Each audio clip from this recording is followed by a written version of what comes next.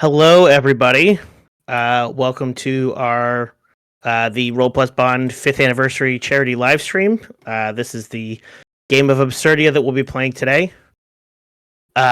We are raising money this weekend, 72-hour live stream for medical aid for Palestinians, which works to bring health and dignity to Palestinians that are living under the occupation and the current violent occupation in Palestine.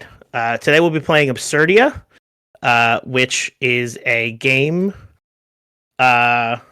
simply put, is an absurdist fantasy role-playing game that's centered around the inane hilarity and understated horror of everyday life.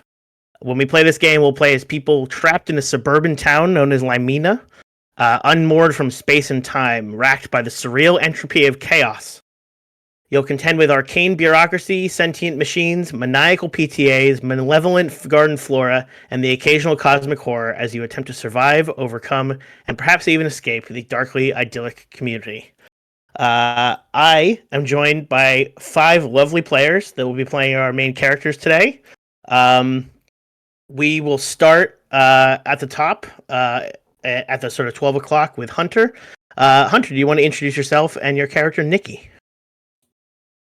Yeah, sure. Hi, my name's Hunter. I go by they, them pronouns. I will be playing Nikki Bean, who in the game is the Vox playbook. Nikki is a very normal man. He was... someone had to be normal.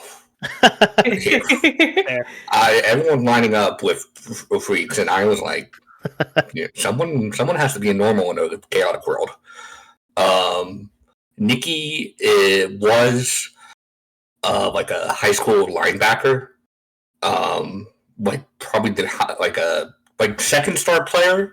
Their boyfriend was the star player, and one day while protecting them on the field, they broke their ankle, which cut their career down short. But they're doing okay. They won the big state game because of that. Their boyfriend broke up with them and all that, but they're doing fine. They're doing fine. They're in community college. They're getting a sports casting degree.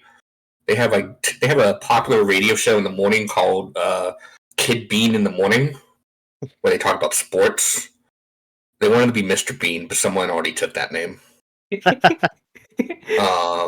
But recently they had to take over a night show from someone who disappeared, and that's getting a bit weird. A lot of weird people calling. Yeah. That's about it. Cool. Rosetta, do you want to introduce your character? Yeah, so I'm Rosetta. I use Z's, Zier. And I think the best intro to my character, so the playbook I'm playing is called The Forgotten Vessel, which is built for like a D&D warlock style character where you've got like a demonic entity maybe possessing you. And I decided to take it a tiny bit different. My character is the abandoned lot on the corner of Main Street and Torrance Street. The abandoned lot used to be a gas station like 20 plus years ago.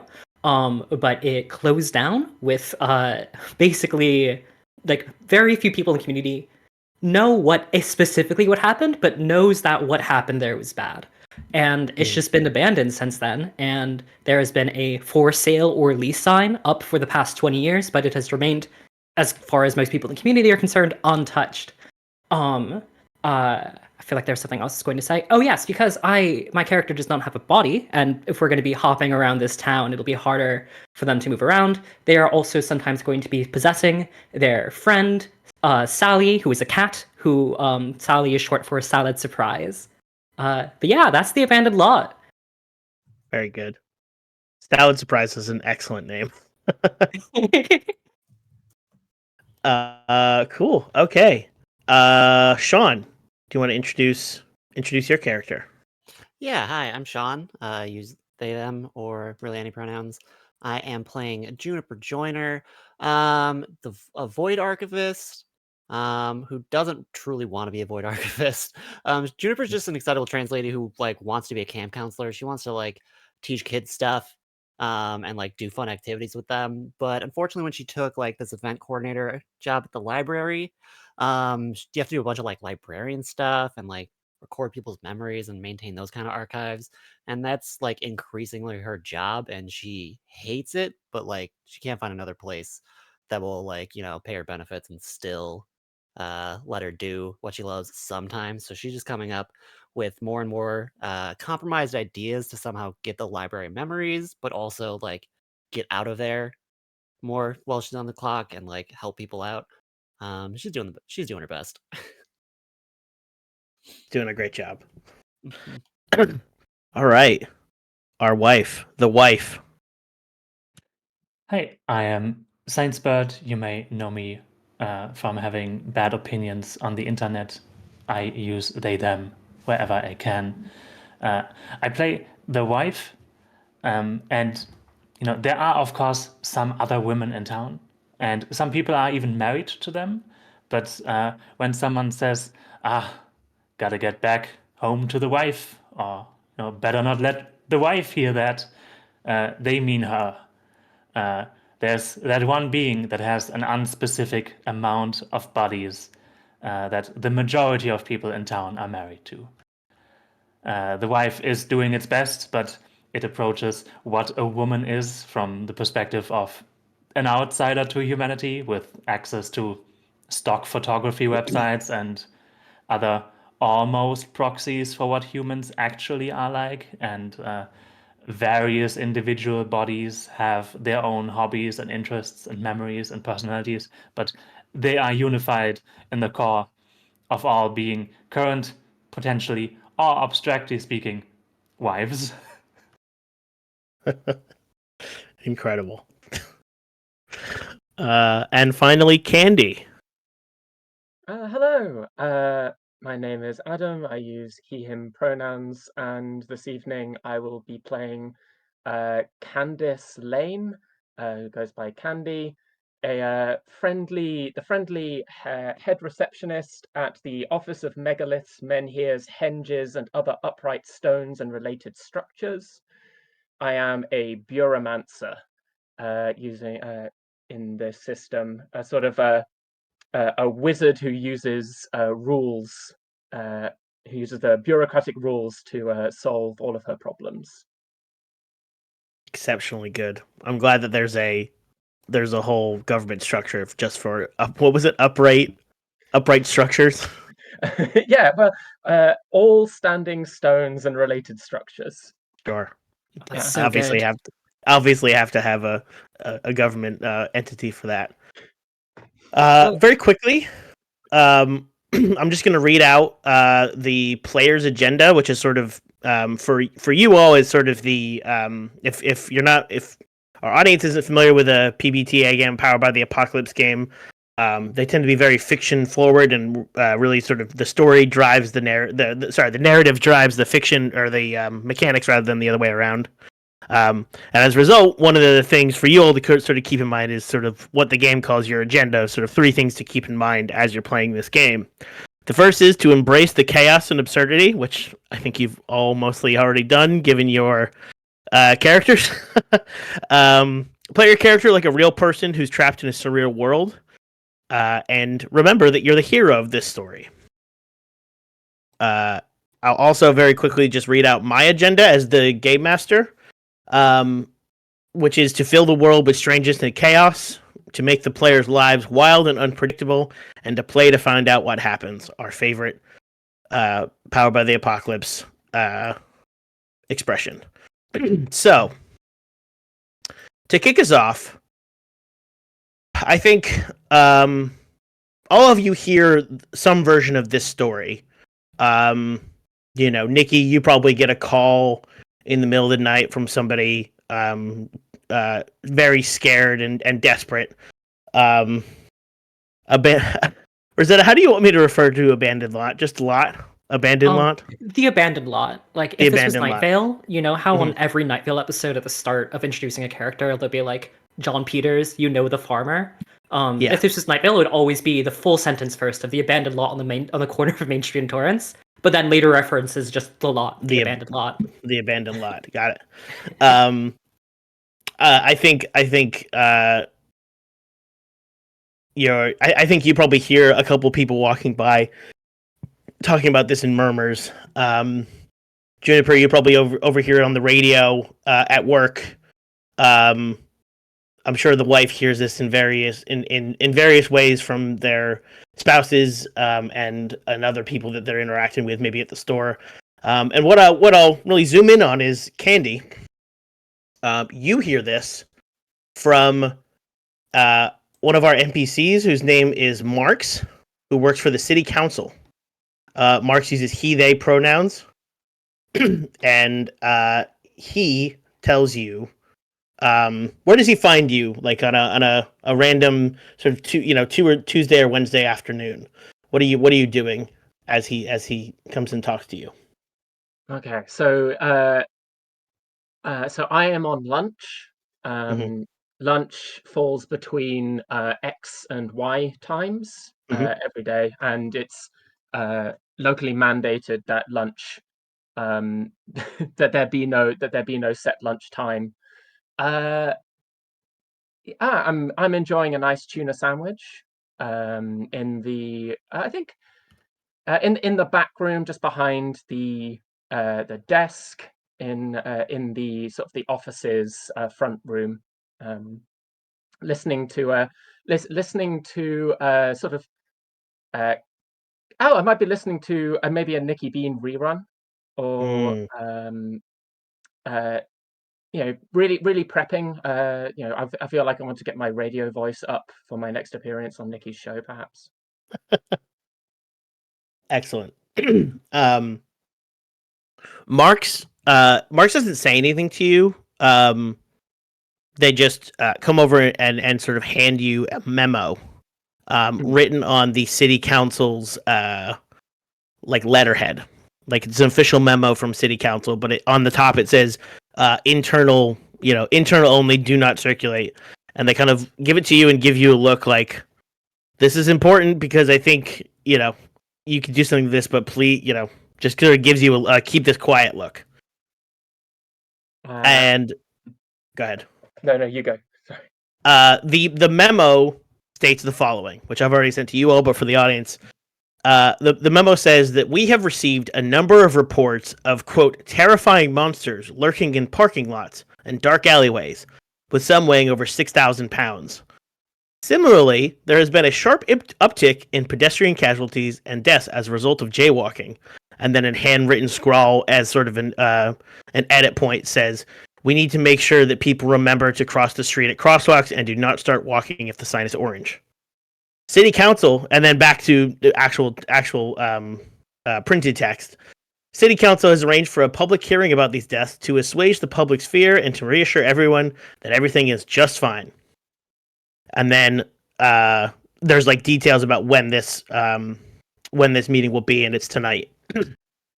And then again in handwritten note, there is a few more details that say the PTA, which is the Parent Teacher Association, have begun an active campaign against some of the more fringe members of town. And then there's just a very crudely drawn picture of a fox and with a sign that's with an arrow that says Rowdy's Roadhouse ? Depravity and monstrosity.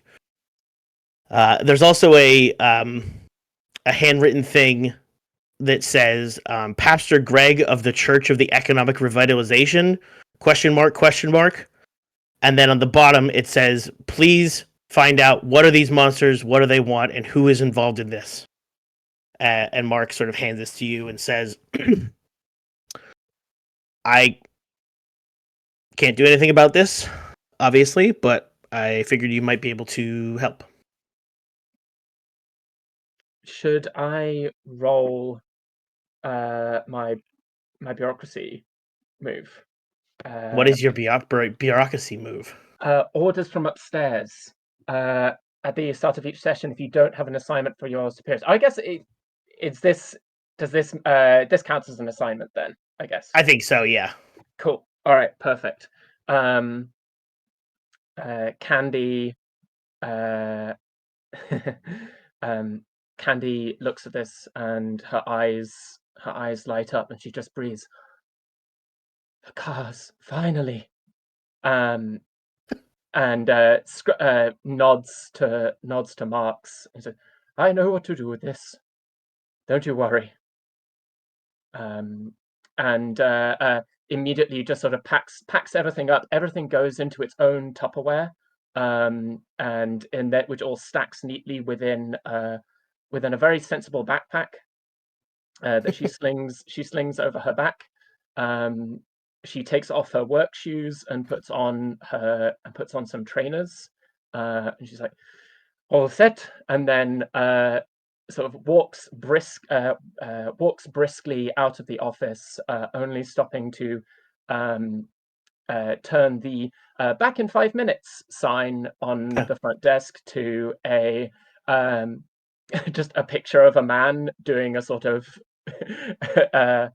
doing a shrug, and then just is out the door. Candy has been waiting for news of what she hopes are vehicles for some time. Huh. Okay. Let's give me a roll. Give me a plus bureaucracy roll to see what resources you get. What resources the city council can offer you. All right. So that's 2d6 plus 1. Oh, yeah, plus 1.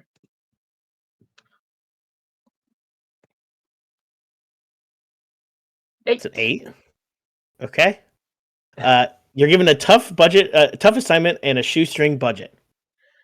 Delightful. So yeah, you don't get any more information besides what's on this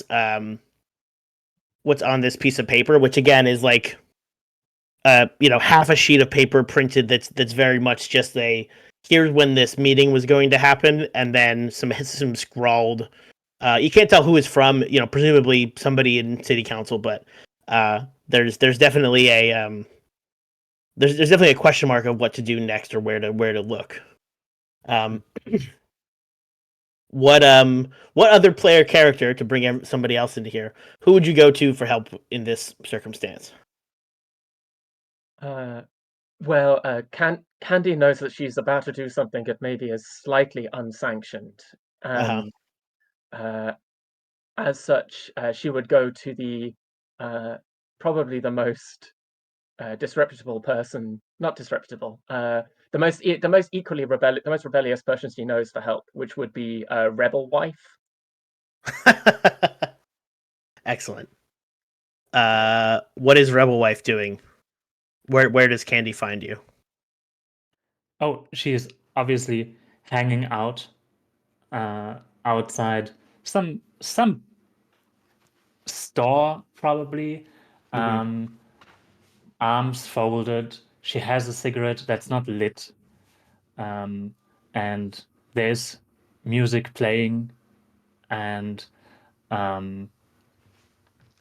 like she has the energy of a teenager who is angry, but she is like 28. Are there other like teens and young 20s people hanging out there too, or is it just Rebel Wife? There might be, but they are not in her immediate vicinity. Okay. giving you a healthy distance, because who's this 28-year-old woman hanging out outside of this store? Exactly. Cool. So yeah, Candy, you come up on Rebel Wife. Rebel! Excellent news! Huh? What's up? Oh, I've just been given some information that we could get up to a spot of bother. No. Yeah, that's what you call it. It is. I believe that there are some. I believe that the monsters, and in flagrant disregard of the rules, hands the missive to the wife to give her the information. So I believe that the monsters described in this here communique are, in fact, motorized vehicles. looks at this for a moment. Yeah, I see. And what am I supposed to do about this?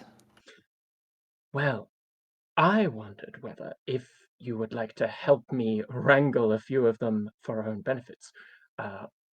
I would, of course, take some for the use of the office, but maybe you would have use for, I don't know, 2,000 pounds of extremely fast metal.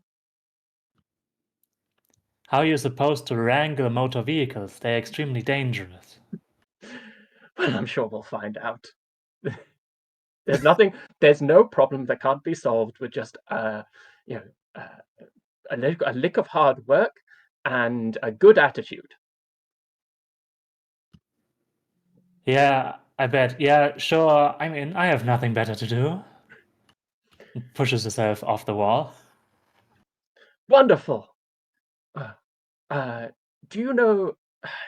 It might be quite hard. Is there anyone that you might know who would also be able to help us? I mean, yeah, I can ask around. Should I? Do you want me to ask a person or a whole bunch? I mean, whoever you feel would be most useful to bring along. Candy secretly hoping that Rebel Wife does not bring Cozy Wife, who, despite being the same person, Candy does not particularly like Cozy Wife.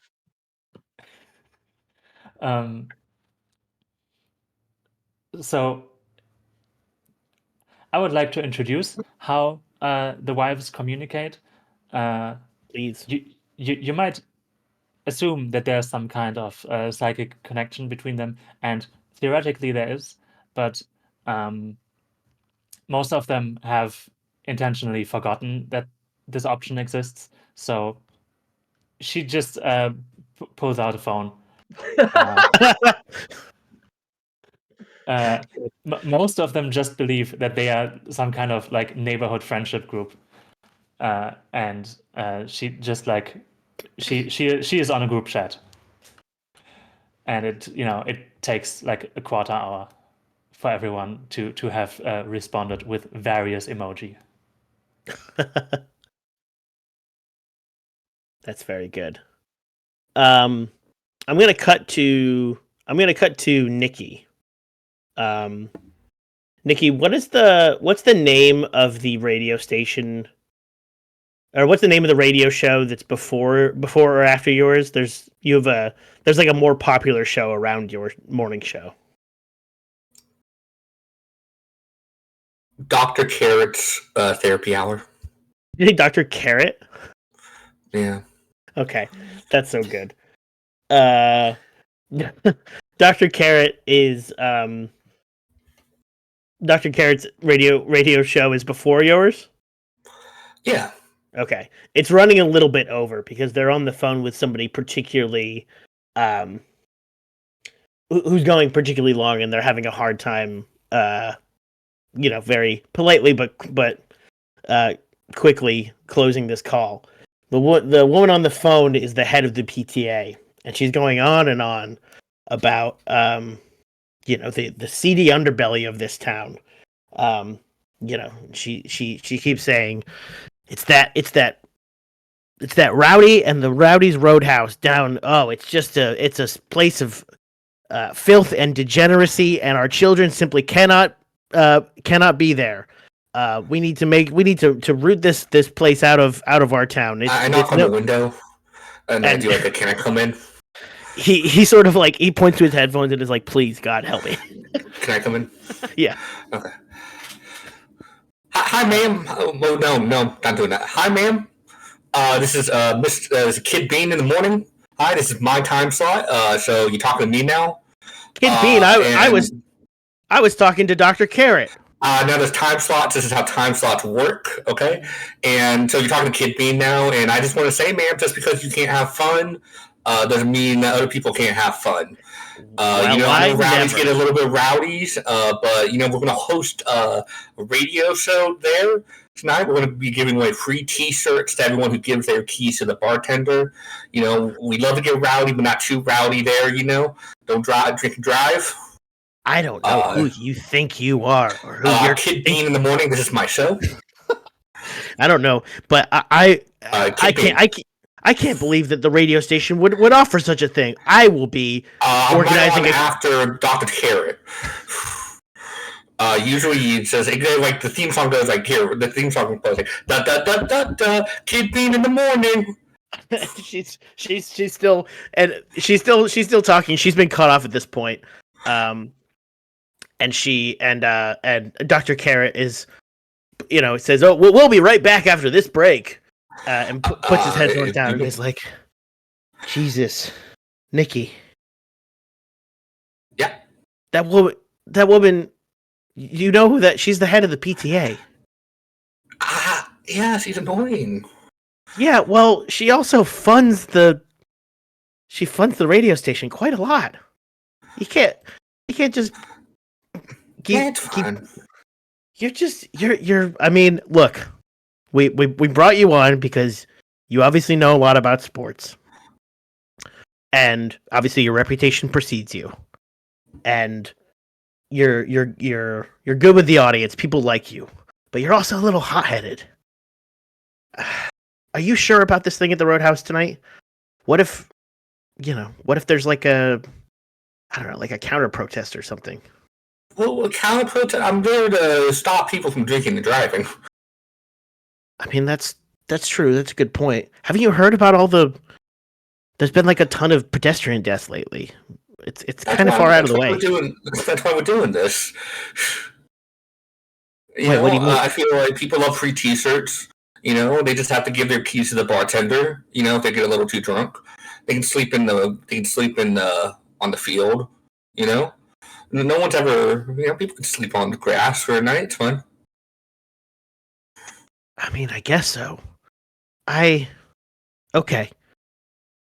Kind of like resigns the fact that he's not going to be able to convince you to not do this, and says, at least bring the little donation bucket and see if we can get any donations coming through. Well, of course. Are you gonna do any sort of like, not a presentation, but are you gonna do any sort of physical feat of any kind, as like a challenge, or it's still because of the injury you can't? This is radio. I don't think they could see that. Well, I mean, there's gonna be a lot of people there, surely. Well, look, I'm not. I don't want to pressure you into doing anything you don't want to do. Well, what's a physical feat? Well, what do you do? Look, do you lift forward? You got them forward. You got them forward and some young on one side, and you lift them like barbells. Well, what do you do? I mean, I have done that before. Yeah, it's not super impressive. I know it's not very good. Nikki, all I'm saying is that the radio station is not the most well-funded thing in the world.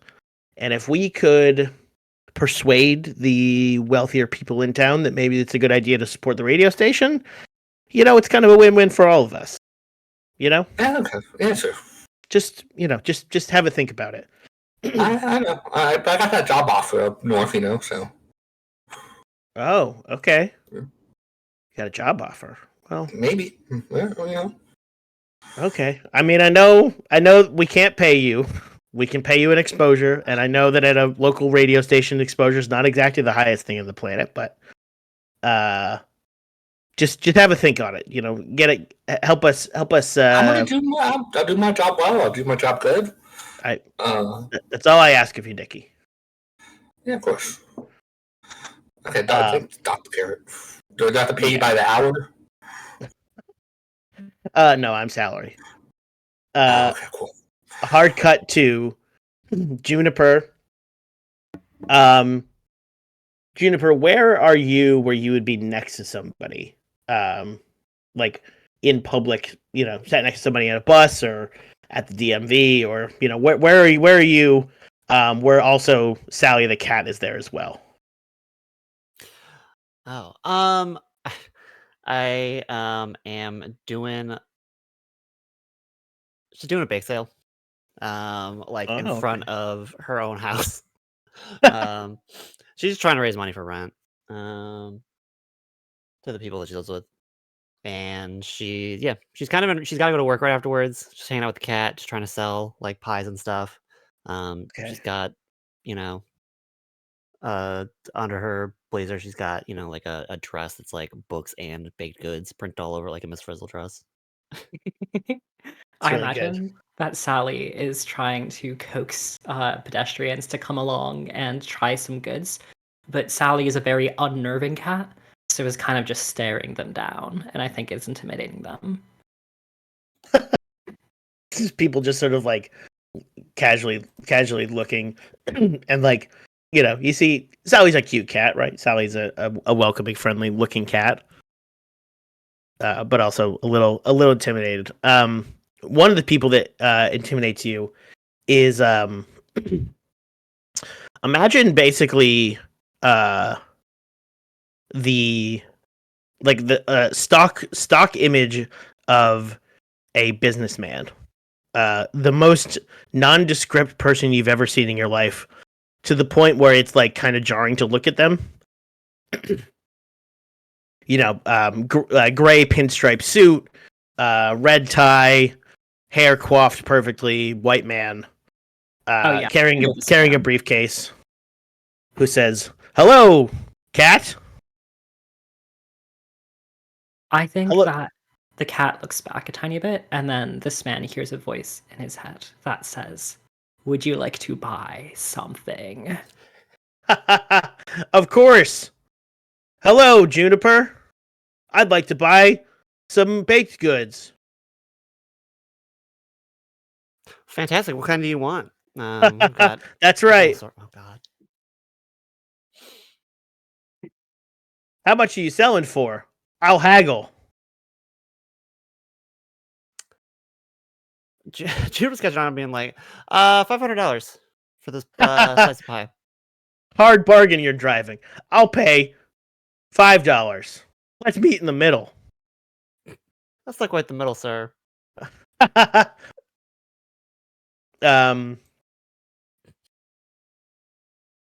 He sort of looks at you and looks around and says, "How's business going?"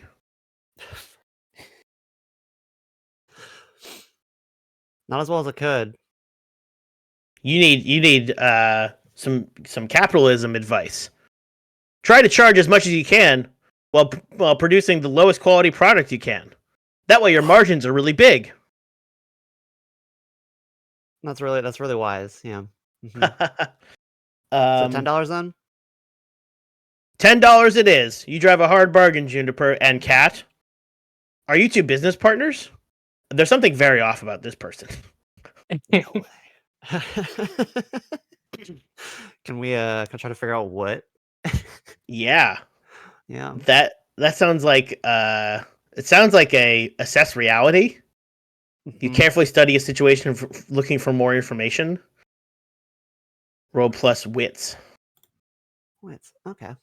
I think meanwhile, Sally is going to do what she can to steal this man's wallet. Oh, hell yeah. Okay. That sounds like a hoodwink. Or yeah, that sounds like a hoodwink to me. When you lie, mislead, or trick someone to achieve your ends. What are you hoping to get out of his wallet? Just like money? I mean, yeah, my good friend Juniper has this bake sale, and this person looks like they have money. Or worst case scenario, maybe some ID that we could then use for other kinds of money. Very, very smart. Okay. Yeah, let's do the which one do we want? I think assess reality first, and then we'll do the hoodwink. Yeah. Okay. I got an 8. You got an 8.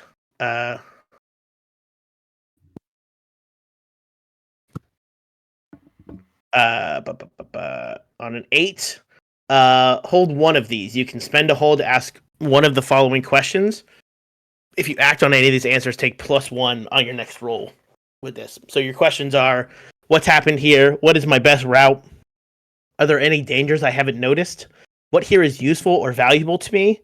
What here is not what it appears to be? Or who or what isn't really in control here? What here is not what it appears to be, please. Great question. So, I think what you can see is as this person they introduce themselves. Their name is Pastor Greg. Gives you a firm handshake, shakes it for a little bit too long. Pretty uncomfortable.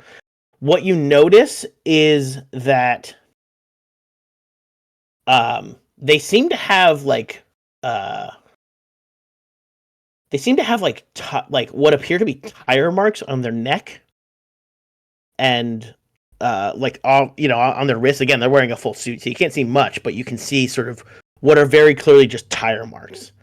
And then once you notice that, it becomes very clear that this person has the vibe of a used car salesperson, and very quickly, once it's clear that you have this, you've had this information, they start to talk to you about the economic, the prosperity you can get from buying and flipping used cars.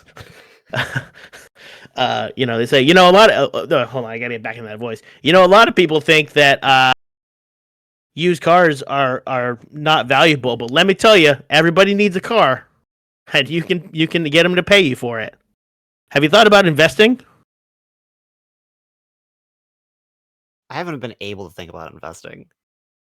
You should always be thinking about how to invest. It's the only way to get by. Like So here, you're paying rent here, is that right? That's true. That's the number one way to throw your money away. What you should do is buy instead and then rent it to somebody else. That sounds really wise.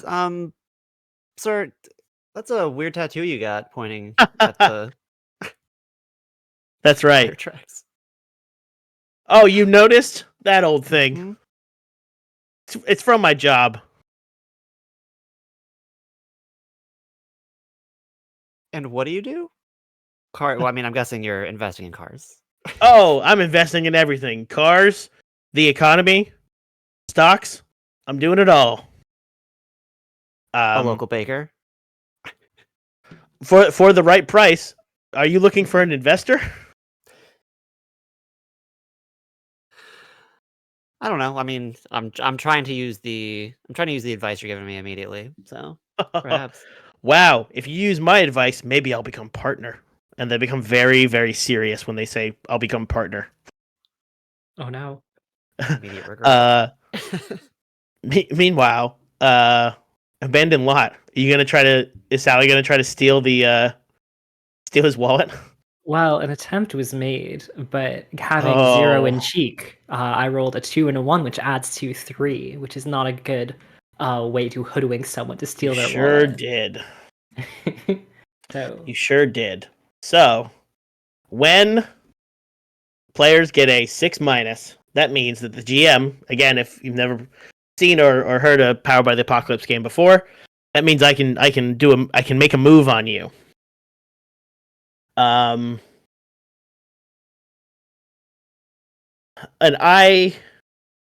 okay, here it is. You successfully grab the wallet, and inside, I'll say sort of out of character. What happens is the wallet just duplicates. So he still has his wallet, and now you also have a wallet. And what is inside is you open it up, and it just is filled with like Monopoly money. oh my god. It's filled with like pictures of it's filled with like pictures of Pastor Greg as different elements or different people within like a sort of very traditional family. So it's like a posed photo you get at like JCPenney, but every person in the picture is Pastor Greg. And you go to steal the wallet again while this conversation is happening, and then at just at the last moment, he takes out a business card and he puts it down on the table for the bake sale, and he goes over to you, Sally, and he puts the card in your little cat mouth, Uh, What? not like forcefully. He's like handing you a business card, Oh, but okay, isn't really okay. Yeah, isn't sure how to give it to you, so just sort of like puts it in your mouth. Right. Sally readily bites it. And says, "Well, I have to go back to business. The old wife is calling. But he thinks the receptionist at his office is his wife because he's an idiot. Please come by later, and I'll be able to show you exactly how to invest and what we can do. I insist." And he turns. The image that I had in my head is he turns like the Exorcist, like his head just turns around, but he does that, but he maintains eye contact with you all because he read in that book about making friends and influencing people that eye contact is really good. And he walks away. So yeah. What here is not what it appears to be is Pastor Greg is not just like a goofy car salesman, is what I'll say. Yeah. So, do I still have the duplicate of Pastor Greg's wallet? Yeah. I think that Sally would leap up to the actual table of the big stand and just put it in Juniper's in front of Juniper. Looking very satisfied, like a cat that just caught a mouse that is still twitching in its mouth. Not to get too gruesome. Look at what I got. Oh wow, Sally. Automatically goes with pets. Just automatically pet one hand, wall in the other. Wow, awesome. Let's see what's in it. And I see the Monopoly money and such, and the weird photos. Yeah, there's that. There's a business card for there's a Rowdy's Roadhouse business card. There's like a buy 5 get 1 free barbecue rib special.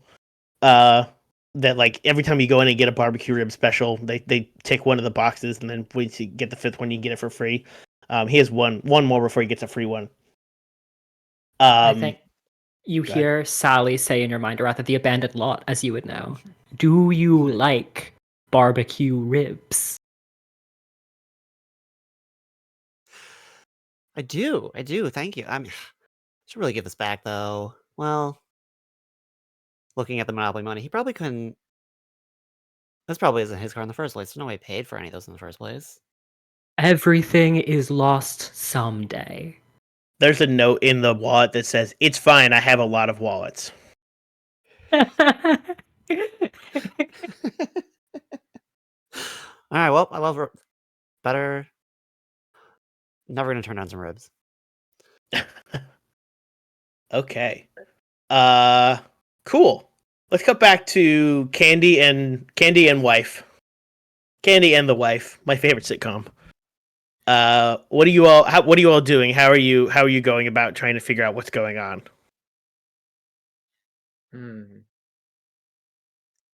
So I want to clarify something about the world. Yes. Okay. So I think this is a do cars exist? Yeah. Yeah. Do we know what cars are? Yeah, probably. I think Yeah. there's cars exist. Yeah, it's, suburbia. There's cars everywhere. Okay. But there's ones that appear to have suddenly turned feral. That seems to be the case. Oh, interesting. Okay, cool. I think Candy's first port of call then would be trying to find out why these cars have been improperly dysregulated, unregulated. Yeah. Which horrifyingly probably brings me into contact with the DMV in some description. Uh-huh. I don't know if any of the wives work at the DMV. That would be my But if not, I feel like I would need to get some information from the DMV. Maybe see if they have any records of cars that have been improperly. Yeah, cars that have somehow managed to abandon their owners and go off the grid. Well, there's one person who works at the DMV that both of you know. Yeah. I think no wife works there because I'm not bureaucracy. We can go there. Would you like a quick look at the map? Just so Yes, we please. have shown this to the audience. Yeah, Quick, that would be great. just for the audience, I am the one who's dragging our camera around medium competently. Whenever You're doing the a great camera job. is looking weird, that's my fault.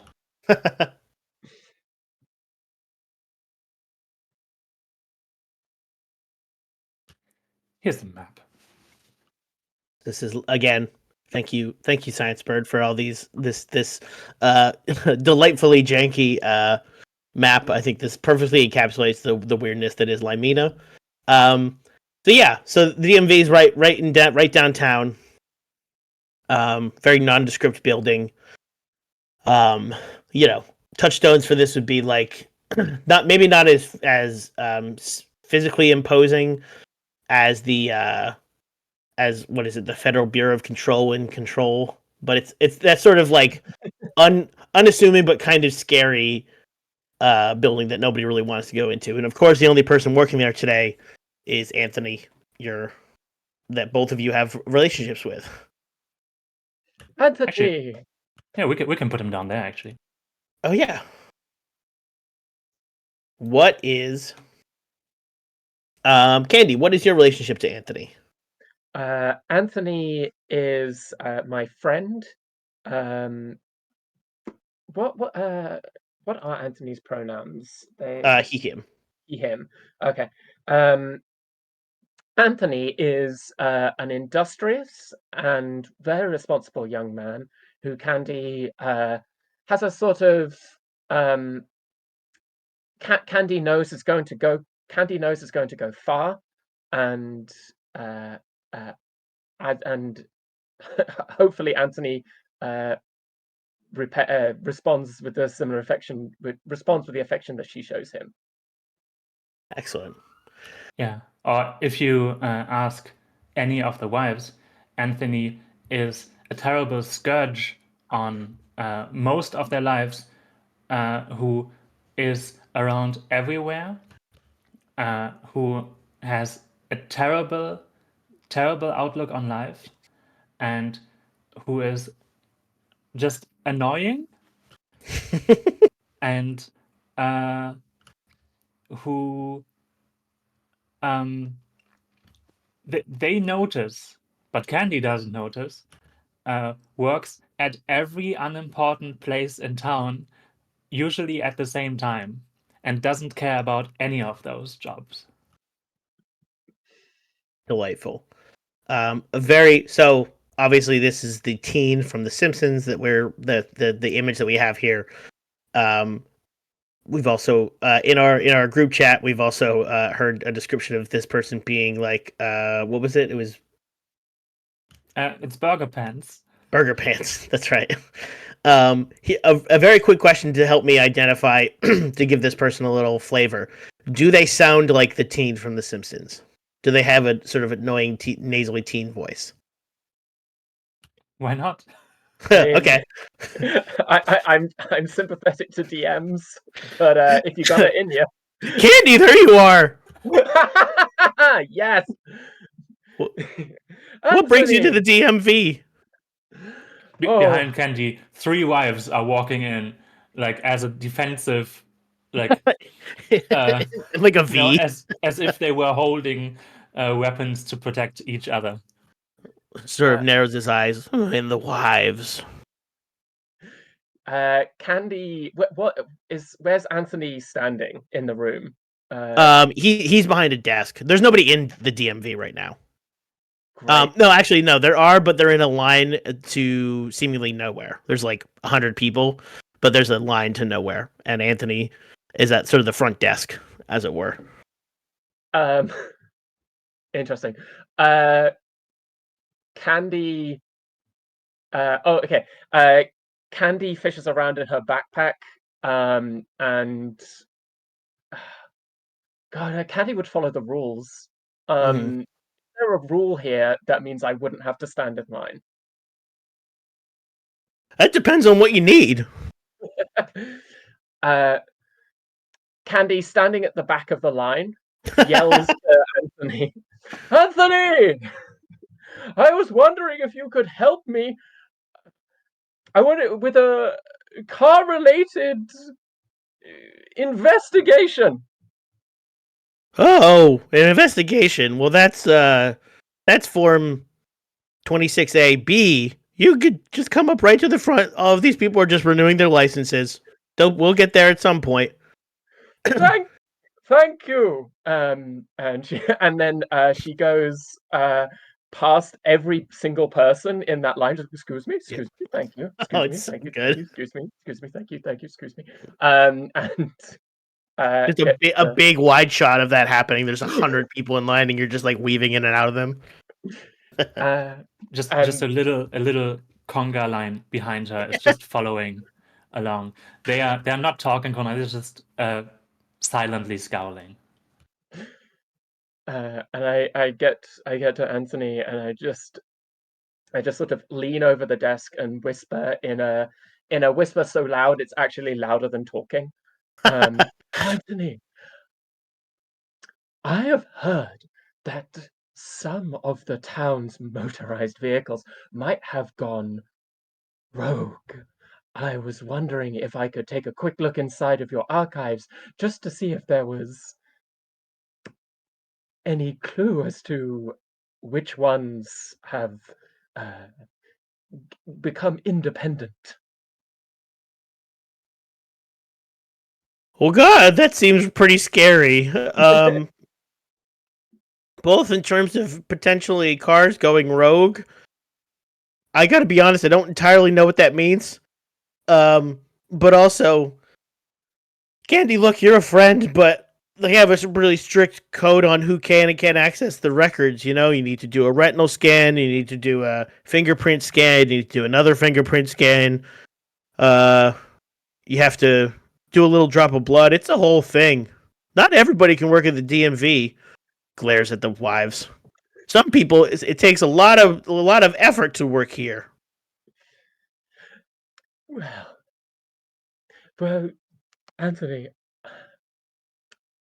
you know what also takes quite a lot of effort? And I reach in and I swing my backpack around and rustle in it, and I take out a Tupperware filled with Anthony's favorite cookies. Mm-hmm. They are they're cookies with Smarties in them, and like big and homemade, and you can tell just by looking at them that they have like that kind of perfect crisp outside, gooey center that like the best homemade cookies have. This is very funny because I know what you mean because you live in England. What Smarties are, but Smarties in America and I think North America are like, how would you describe? They're like my fellow American North American folks. How would you describe a Smartie? They're like chalky. Americans. My fellow Americans. Of sugar. Yeah, they're like chalky good. sugar. Yeah, chalky sugar discs that come in like plastic packages of like 15. Okay. That is what's in the cookie. What's a British Smartie? Like M&Ms, basically. Okay. Yeah. Right? Yeah, basically. I mean, they're better, but because Sure. they come in like a tube rather than a packet. But yeah, pretty much. I really love the image of Anthony being like, here comes my favorite cookie. It's just filled with like chalky sugar pieces. Actually, I quite like that too. That's horrifying. Oh, you always know how to win me over.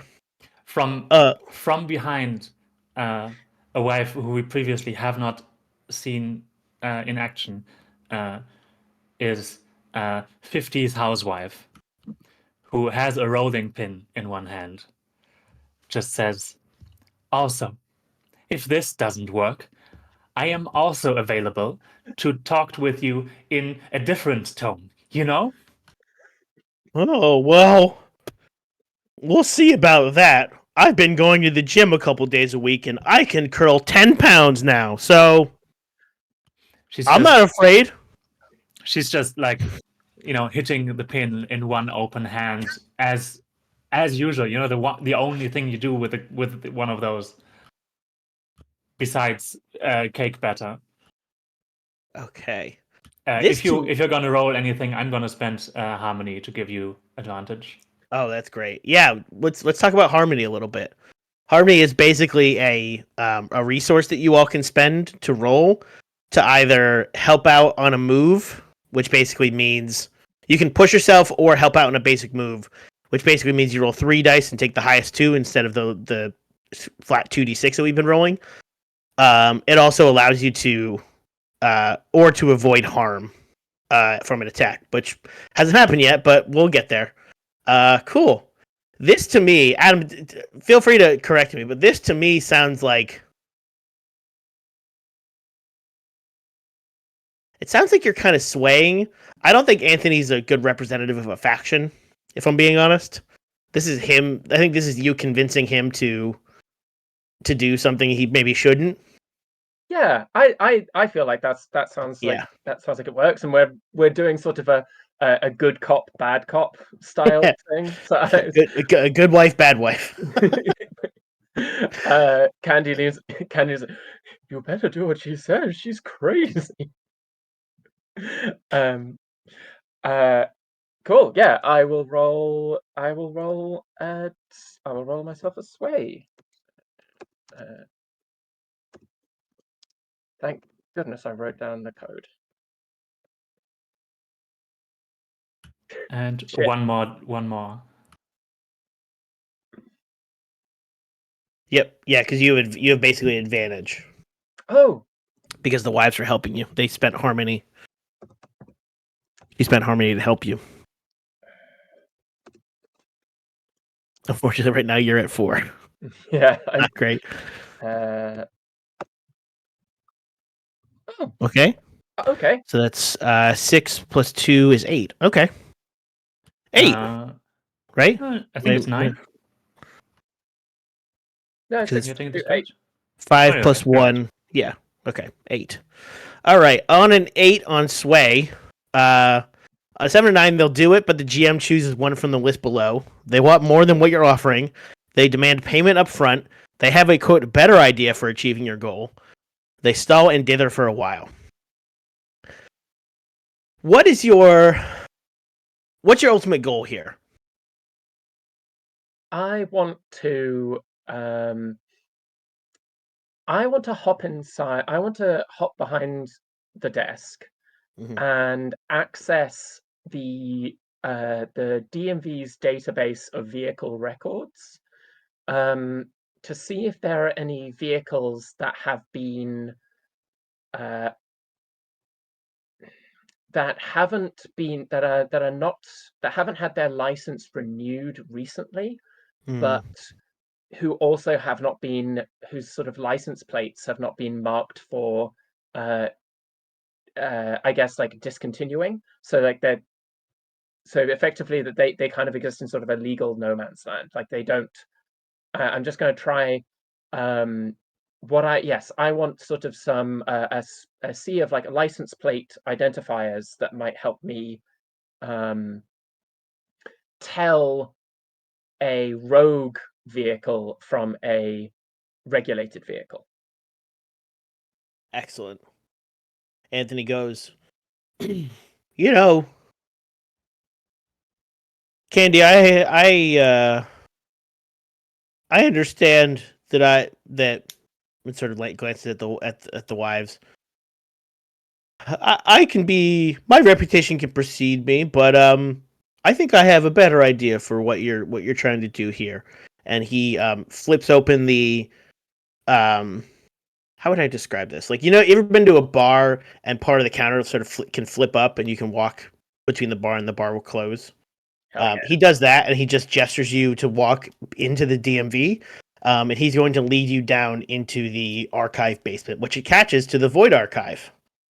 Do you go with? He sort of gestures and says, "You can just take a look for yourself. We don't even need to go into the database. It's all tactile, baby." Candy trusts this person implicitly and just strolls in. I didn't even mean to do this, but the DMV is right next to the Void Archive, so this all makes sense. So yeah, you go. The wives go too. Yeah. Presuming. You know, why not?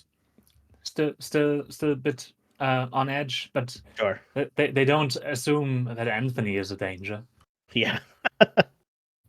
When Anthony leads you back, he flips over a sign, much like the sign that Candy had about "Be back later," but instead of a picture of just a man shrugging, it's Anthony shrugging.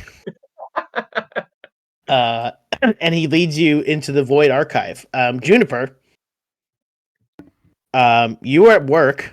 You get an alert pinged on the very old computer that you're working on that says that that somebody in the Void Archives, that one of the doors in the Void Archive has been opened.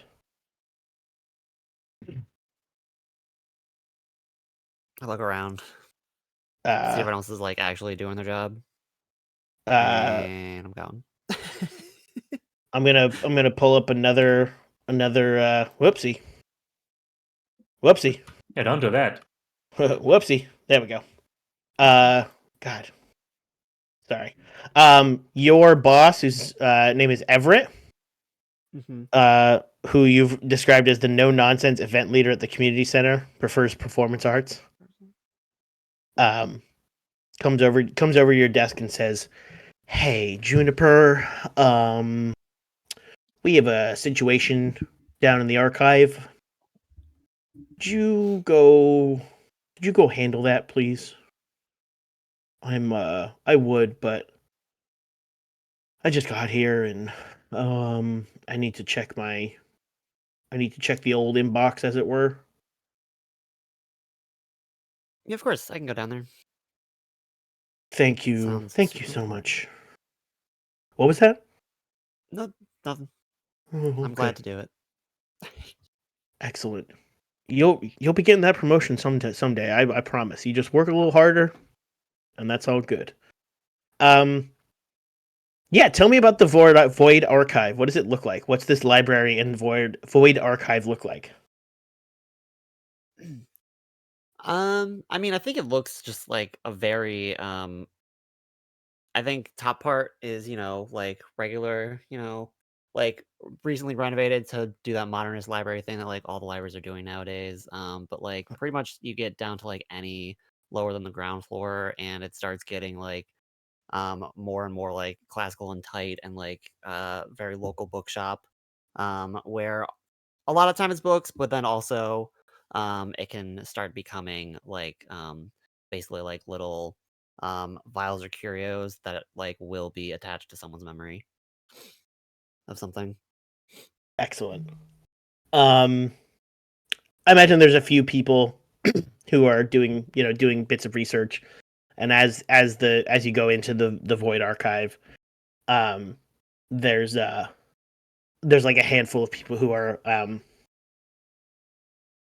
what's the word I'm looking for? They get a little stranger as you go into the Void Archive, and they become a little bit more ethereal. And yeah, you turn a corner and you see Candy, the wives, and Anthony, who you sort of bump into each other, and Anthony goes, "Oh, geez, hi, Juniper. Hi, Anthony. Do you know these are my friends?" Oh, I was going to propose something, Sean. I think that Candy and Sean might know each other. Sorry, Candy and Juniper might know each Juniper, other. yeah. Yeah, Whoa! broke everything. Because you're a baker. Yeah. Oh yeah, that's Yeah. true.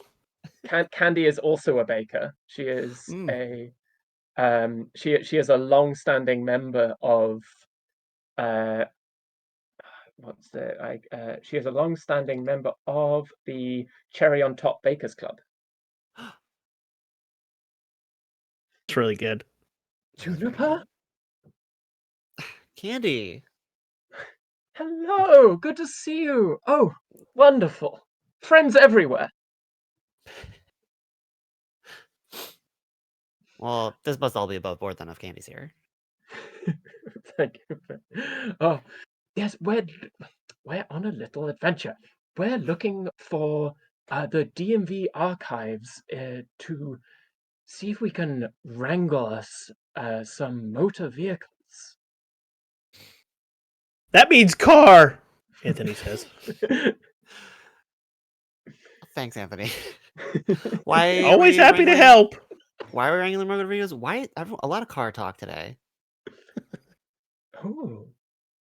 Have you also received communique from our from the people upstairs? In a way, yeah. In a way, nothing. Nothing so official. Well, I just think that it would be beneficial to the smooth running of my little office if we were to secure for ourselves one of these missing vehicles, and my good friends, the wives. I felt that they could potentially agree that they could also use some motorized assistance now and again. Okay. So yeah, Is Cozy Wife there? She's the one of the 4 wives that's currently not here. Okay, cool. She is outside and keeps messaging the others like, "Where are you?" And the message is not going through because we're underground. Yep. Great, then I don't need to worry about anything. But all the other 3 also know Juniper personally. Mhm. Sean, Yeah. why would you need to worry about the cozy wife? I mean, it's just used to date. It's not a big deal. I don't need to look sheepishly at Cozy Wife if she's not here. So, I mean, if you're looking to wrangle up, this is about the feral ones, I'm guessing, right? yes. Okay. I might have a lead for you other than the stuffy stuff down here.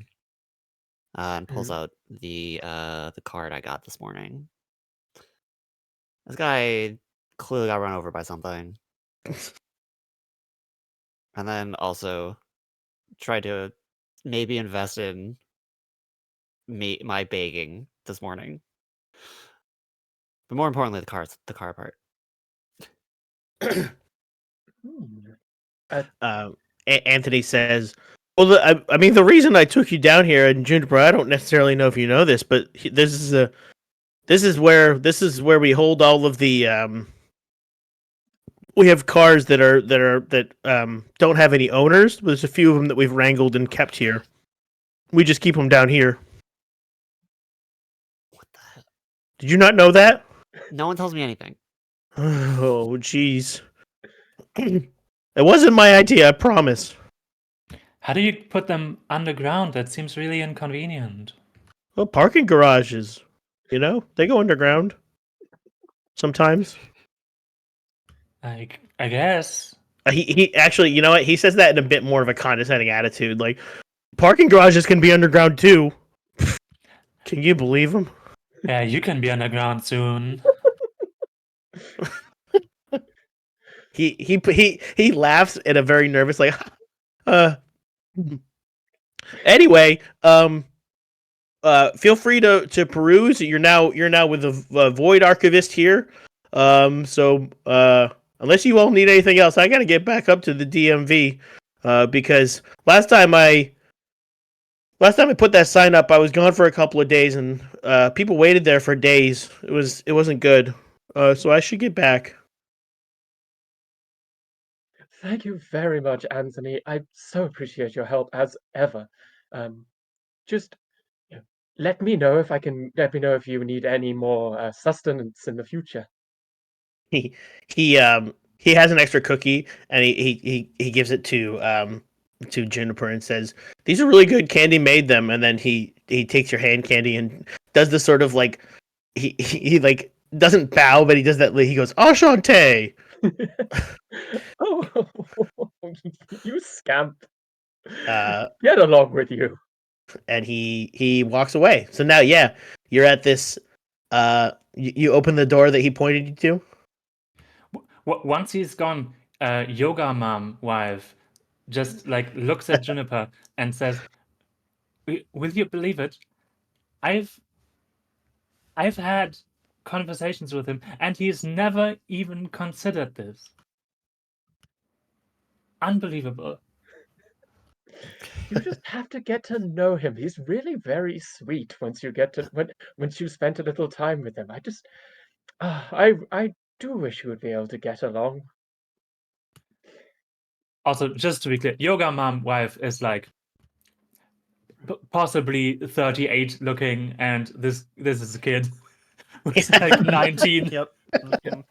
Just like fuck this kid.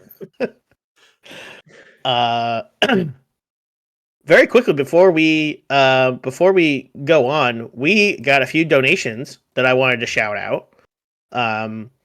We got these are all in pounds, obviously, because medical aid for Palestinians is in the UK. We got a $10 or £10 donation from Jamie OD. It says, "My heart is so full after this live stream event. It's easily one of my favorite times of year. Much love to my fellow Roll Plus Bond community members. Thanks to all friends of the table people for bringing us together. Free Palestine." Thank you, Jamie. And we also got a £1,000 donation from Austin that says, "Thank you for a great weekend of games and for your work raising money for an incredibly important cause. Sending love and support your way." Thank you, Austin. Wow, thanks. That's super great. huge. That's incredible. It's Jamie and Austin. Incredible. Cool. I think Also, $300 away from our next goal too. oh, really? That's great. Yeah. So. Wow. Yeah. Okay. Man, it again. This is my first time doing this event. I recently joined this group, and it's been such a delight and incredible work that everybody's been doing. So, with that, so yeah, you open this door, and what you see inside is the sort of lights. You know how in movies and film, when somebody opens a very big like hangar thing, the lights sort of clunk on, like clunk clunk clunk clunk clunk, right? Mhm. That happens, and there's like 3 cars in there. They are gigantic, and grotesque looking. The grills look like teeth. They're all jet black. Seem to be sort of dripping oil, but they are dormant as far as you can tell. They're not on or anything. Yeah, what do you do? This giant hangar with three cars in it, 3 like trucks, big SUV looking things. I think in this case, Rebel and Yoga Man wife like extend forward and just have a look at these with like possibly even hand contact, just to see what's up with these. Excellent. That to me, hopefully this is assess reality. This could be an assess reality. This could also be embrace chaos, depending on if you want to get to the source of this entropic power. But you can also assess reality here if you'd like to. Basically, it's like, what are you actually trying to get a glimpse of the situation, or are you trying to like tap into the weird power of this thing? I hope this is just a superficial contact. Great. All right. Does anybody want to help by spending one of their essence? I can help. Cool. How are you helping? What is your essence? Reverie. Interesting. Okay. Cool. Yeah, I think I'm used to touching a lot of touching a lot of weird artifacts down here and like Mhm. you know getting the like essence of things. So it's kind of just What is one more? Yeah. yeah, what's one more? Just add it to the pile. Yeah, it's kind of just like when you're down here, like doing like I don't know, like being really intentional about how you touch it or whatever. Like don't use your thumb or something like that. Mhm. Any kind of like ritualistic thing will help you understand some things more. It's just how it is. Okay, I'll roll 3d6. 3d6, take the highest 2. There's Dang. That is a 14 plus 2 still. A 16. My word. An incredible roll. Wait, is that possible? I mean, it is No. an 11 plus 2.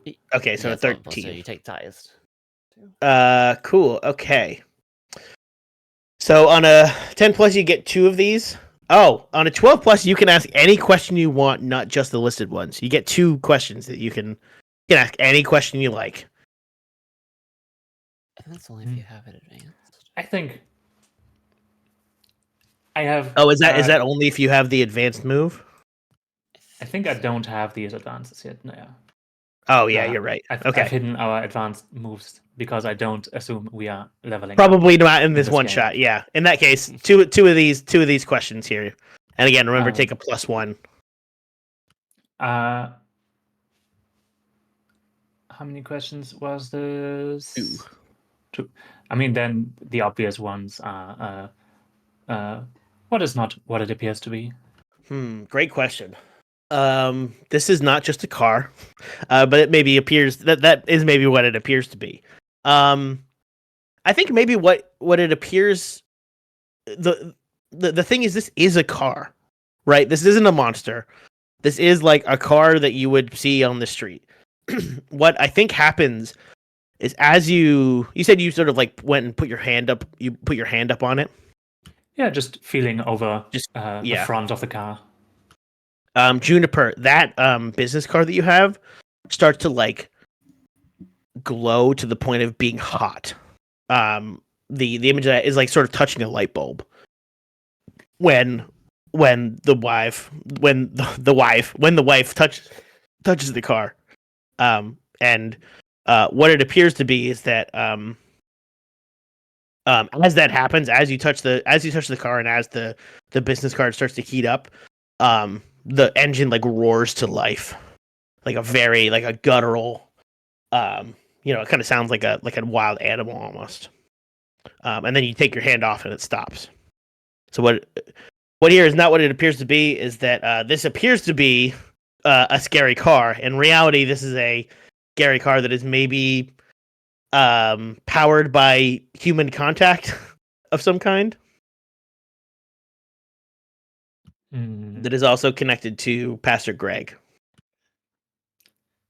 Yoga wife looks specifically to Juniper, but to the other two, and says, do you have an idea? Before I do anything more, and just like holds a hand in the direction without actually touching it, dangling a finger over it.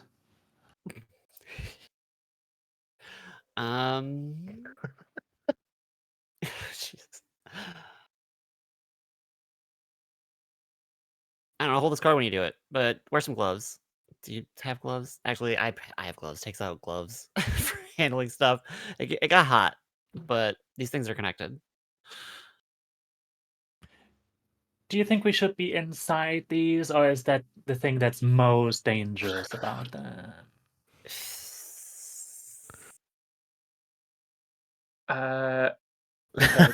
Candy says, well, there's only one way to find out. Oh my god. And goes up to one of these cars and is there a smaller one, or are they all huge?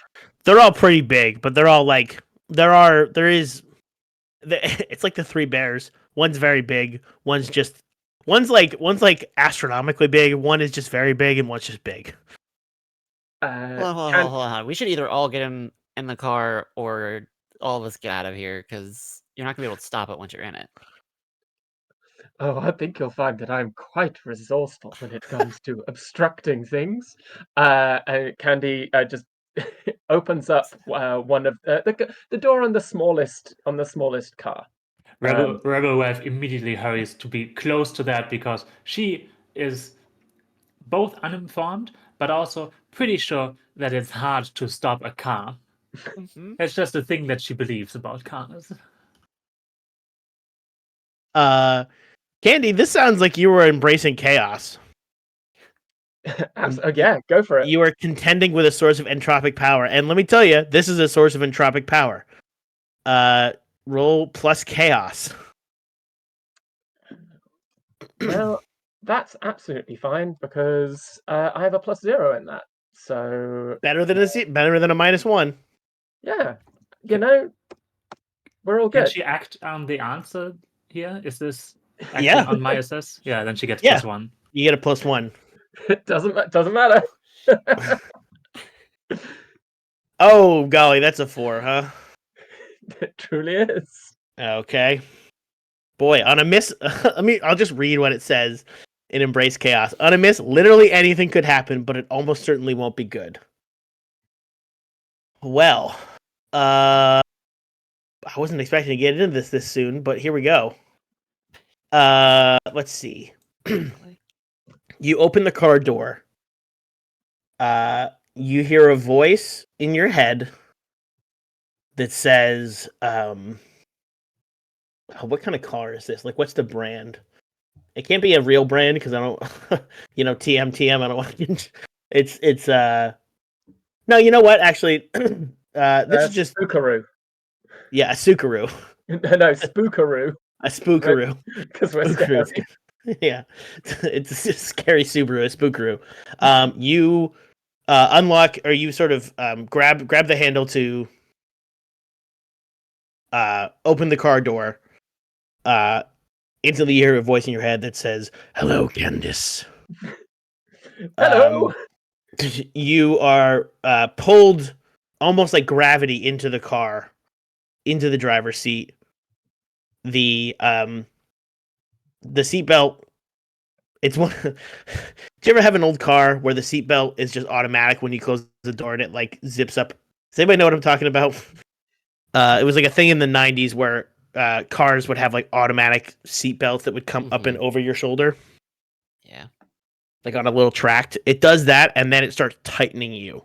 Mark a point of harm as the car is squeezing the life out of you, or trying to. Unhand me, you rude beast. You need to be sure that you're safe. I am quite certain of my safety, thank you very much. There are many studies that say that wearing a seatbelt allows, in a crash, for you to remain unharmed. Well, good thing that we're not going anywhere, and I want to use my move Red Tape. Okay. You can channel tightly controlled entropic energy to physically restrain your adversaries. Okay. I'm not trying to stop the car from moving. I'm only trying to stop the seatbelt from moving. Can I just mark 1 capital to do that? Yeah, mark 1 capital to do that. All right. Yeah. Got It squeezed you enough to cause you that 1 harm, but then you're able to. What does it look like when you channel this energy? My mouth unhinges like the mummy in The Mummy. So just that kind of real bad CGI effect of my mouth just yawning open, and hold music comes from it. So it's just da da da da da da da da da da. Yeah. And it's literally on hold. Delightful. Again, it says not from speaking, and it says what sorcery is this? Candy answers back and says, just proper procedure. And Candy's going to try and sort of wriggle out from underneath this seatbelt. Excellent. Juniper, while you're doing that, Juniper and wife, how are you reacting here? All 3 wives have their hands on their head and are going, ah! I think Juniper's having an epiphany. I've got this move, Known Unknowns. Uh-huh. When you first encounter an entropic power, you automatically gain a clear understanding of its source, effects, and motives, if any. Oh, without that's having to roll. great. That's great. Okay, so this is how this comes up, right? You're looking at this, and for a moment, it kind of it takes you a little bit to remember. But of course, this has happened before when cars were first invented.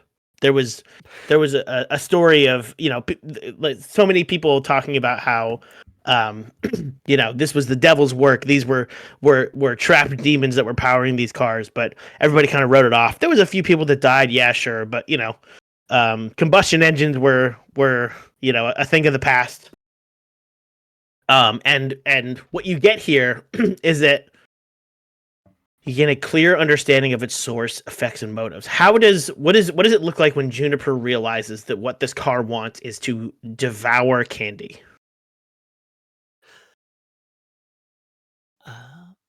I think it's a flash of like I think it's like a flash of like something eating that cookie that I was given. Yeah, I think that's what it is today. That's great. Yeah. Okay. Candy, it sounds like you were trying to fight for your life or save your skin. Yeah, you got an opportunity to run, hide, or otherwise evade danger. This is a save your skin. Unless you're trying to like fight the car.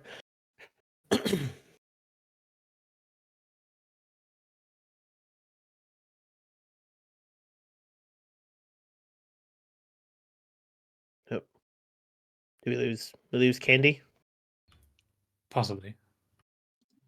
You're Oh, muted. there you go. No, you got me. Sorry. Cool. Yep. I've got +1 in wits. So you're just trying to get out of here. You're just trying to run.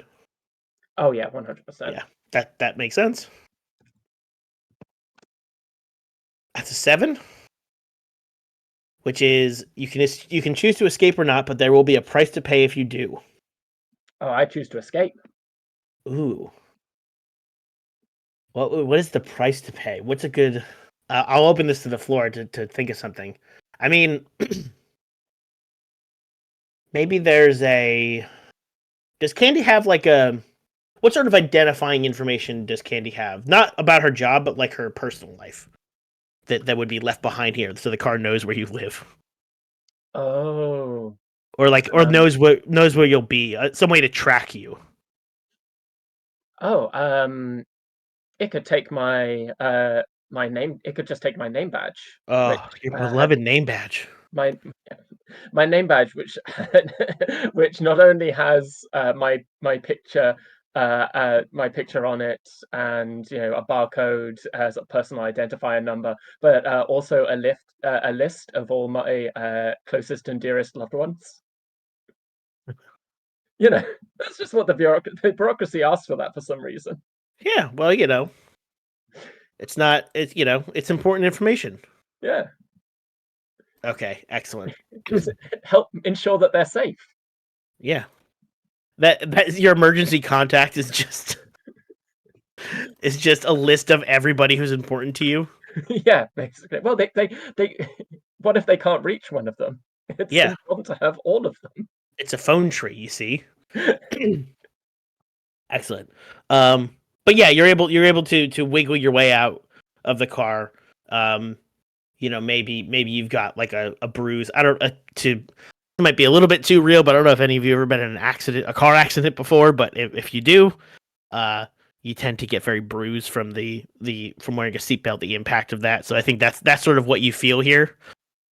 But you're safely out of the car as it is rumbling and growling, but not moving because it's not in gear. It's just in park.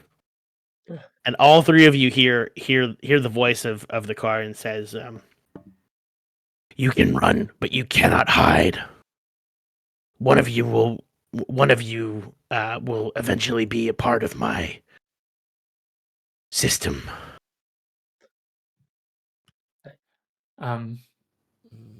Might as well just get it over with now. Don't drag it out. I think all the wives are there to get Candy out. Mm-hmm. Like all together, dragging her out. Just that moment, just using it to quickly get rid of my hold. They're just looking around for like further exits from this place, which is like, what's my best route? That's in great. In this case, probably what is the car's best route? Yeah. So on the other side of this big hangar, there does appear to be like a. So there's a door that you came in. That when you look back is no longer there, of course. And on the far side of the hangar, there is like a, what do we call it? Like a garage door that sort of pulls up, right? But next to that is just like a, that you can see sunlight, so there appears to be sort of outside somewhere.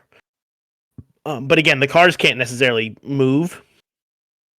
But they are just like constantly talking to you in your head about, submitting to the power and submitting to the consciousness. But there is a door you can just get out of here, and it will lead you out onto the street.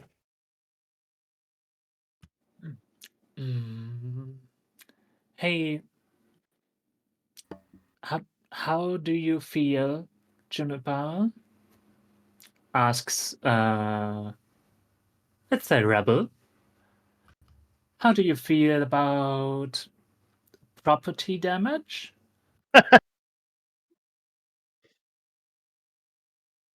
Well, not great. I don't even know if it's our property. Well, I mean, in that case, so I see two options here. One of them is wheels, and the other one is door.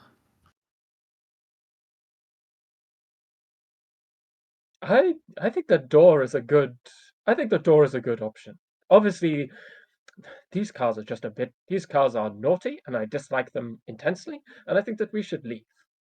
You will drink the blood of the oil of the consciousness. Yeah, sure. I will not.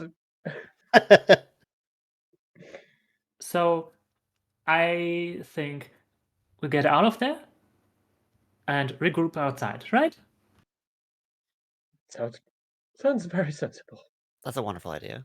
I have a plan. Let's just talk outside of whatever the hearing range is. Yeah. You go through the door, you come out onto the street, right across the street from the community center. It's a nice spring day. Birds are chirping. You no longer hear this weird demonic voice in your head. And in fact, as you turn around, there's no longer a door there. Typical. And it's just a nice spring day. All right. Should we give the other two some time? Yeah. And then formulate our plan? Yes. So, Nikki. Yeah. You and Abandoned Lot and also Rosetta, feel free to chime in. You two have a relationship, right? You two know each other from a past experience. What's give me a little flavor for what your experience is. That's a good question. Would you like to handle this, Nikki B, and talk about your perspective on our relationship? I don't think you're real. Kinda. I think that's a weird law. I don't like. It's helped me. It's a friendly law, right? But I don't like it. Yeah, no, I think that makes a lot of sense. Like, that's the thing with an empty lot. You don't assume that like it is going to be like speaking in people's minds and like taking these actions. It's just sort of there. Like, no, that makes a lot of sense. So we're familiar with each other. I don't know about familiar. I think you're familiar with me, right? Yeah. I'm choosing to believe that Nikki right now doesn't believe in magic right now. I mean, you tell me if I do, but Oh no, I think that makes a lot of sense. I think most people in this town, even if they believe in magic, don't know the empty lot is like doing the things that the abandoned lot is. So I think that tracks perfectly. I know there's something up with that lot. And maybe it saved my life one time, but I choose to just believe that was a weird night. Right, absolutely. what? So Nikki, we're I think we're gonna cut to you setting up this setting up this event at the Roadhouse. Rowdy isn't there. It's like very still early in the day, but you're setting up this event, and Sally is also there. Sally, what are you doing at Rowdy's? I think Sally just sort of hangs out where she's least expected to be. Like the abandoned lot, like sometimes speaks through her mind, but like Sally's like her own person, is gonna be bopping around wherever she likes. I think she leans towards either the creepy things or things that have proven that they're going to be nice to her. So like Juniper was nice to Sally, so that's why she was at the bake sale. Probably a And lot of I think trash, I imagine, at Rowdy's to dig Oh through. yeah, absolutely. Like a lot of trash, a lot of people just sort of like discarding like random littering. Like if this is like a Chuck E. Cheese style spot, if it's got pizza, there's definitely like some people who literally like take full slices of pizza and just like try and throw it in the trash bin outside, but it misses. So they're just like a fresh slice of pizza on the ground. 100%. This is so Rowdy's Roadhouse is just a Texas Roadhouse. Oh right, Texas Roadhouse. A Texas Roadhouse that got converted. It got abandoned and converted, and Rowdy, who's an animated animatronic fox, made a dive bar out of it. But yeah, they have every type of food you can imagine. It's sort of like a what's the place? A cheesecake factory. It just is less of a. I believe I heard Jack DeKeat say this once. It's less of a it's less of a menu and more of just a list of foods that exist. And that's very true at Rowdy's. They get everything you need. So yeah, tons of just like chicken wings discarded on the ground, potato skins, all sorts of stuff. Oh, wonderful. And I imagine that Salad Surprise ends up interacting in the town a lot more like a raccoon would than even like a abandoned or like lost cat. Just sort of like she goes around, she knows what's up. So a space that has a full list of foods that even sometimes are there, absolutely. She's gonna be there. Delightful. There is somebody, Nikki, who comes up to you again. Are you? Is anybody helping you, or is this a solo mission that you're on? Just me. Setting up. Yeah. Classic. There is somebody who comes up to you, who, abandoned lot. Oh boy. This person's name is Joe Hauser. Oh God. Yep. I will. I met them before. You have? How do you know Yeah. Joe? I don't know. I can roll for it. I got social dragonfly right here. We'll see what the dice say. I mean, yeah, let's go for it. When I roll plus cheek, I get plus 10. They're an old friend. And then plus 1 forward. Natural and interview. 7. We engage. Oh no, social dragonfly. Yeah. Oh, that's great. 1 down. Let's go. So. Nope, forgot to put the roll. I gotta put no space. Yeah, there we go. All right, that's a 9. On a 7 and 9, you've crossed paths a couple of times. The GM will tell you an interesting tidbit about them. Oh. So, Joe Hauser, is like a annoying, social media influencer, rise and grind kind of guy. You know what I'm talking about? Mm-hmm. He's been a business. He calls himself an entrepreneur without any context to what that actually means. He just talks about, he's maybe, he's put in like radio pitches for radio ads for your show. That's like a course that he's selling on how to, become the best business person you can. And he comes up to you and he goes, Nikki, how you doing? You need any help with any of this? No, I got it. I'm good. Come on. Look, I'm good. I've recently started a catering business. So I know all about this stuff. Setting up tables? He just starts doing it. I'm done. What are you doing here? I'm just trying to be a helpful member of the old community. What are you doing here? What do you mean? Joe? abandoned lot. How does it feel to see Joe? I think that Sally like hisses, like you know how sometimes when a cat gets angry, like their fur will just sort of rise up and their tail will get really fluffy. I think that Sally has taken that posture and is sort of like, I think probably like a tiny bit behind Nikki Bean here, but is sort of just like seeing that like the abandoned lot identifies that Nikki Bean is skeptical of Joe Hauser and is like, okay, Nikki Bean's on my side here. So trying to um add on to Nikki Bean's vibes of being like, what the heck, dude? What are you actually up to, Joe? He sees Sally. He sees Sally surprised, and he goes, geez, oh my god, they let cats in here now. It's crazy.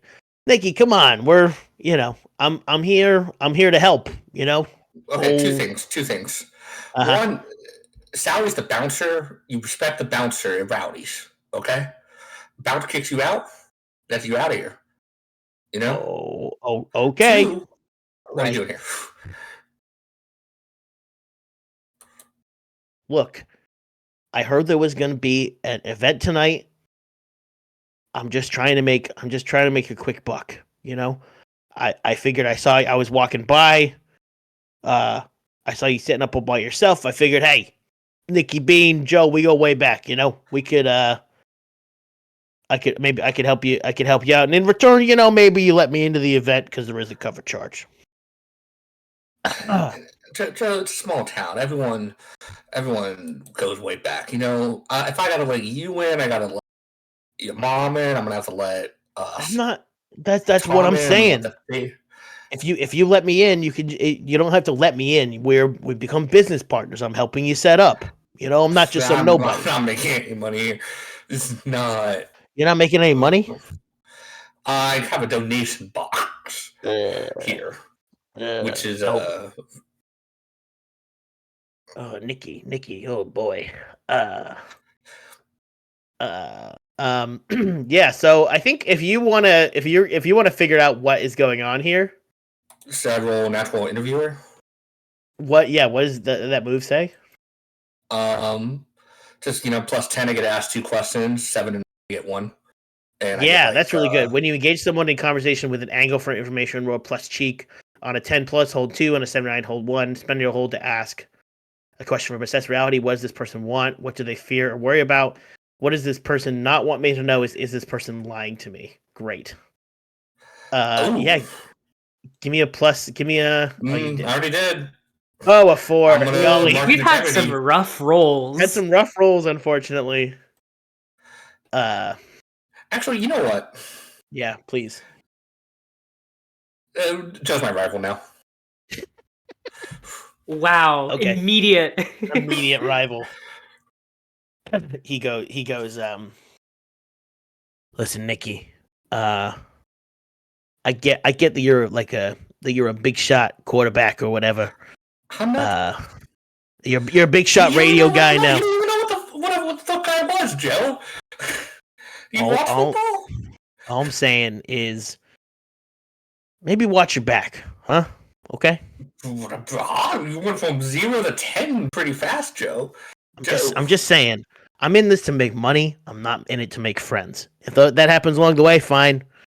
You Joe, have fun setting up, Nikki. I already set up.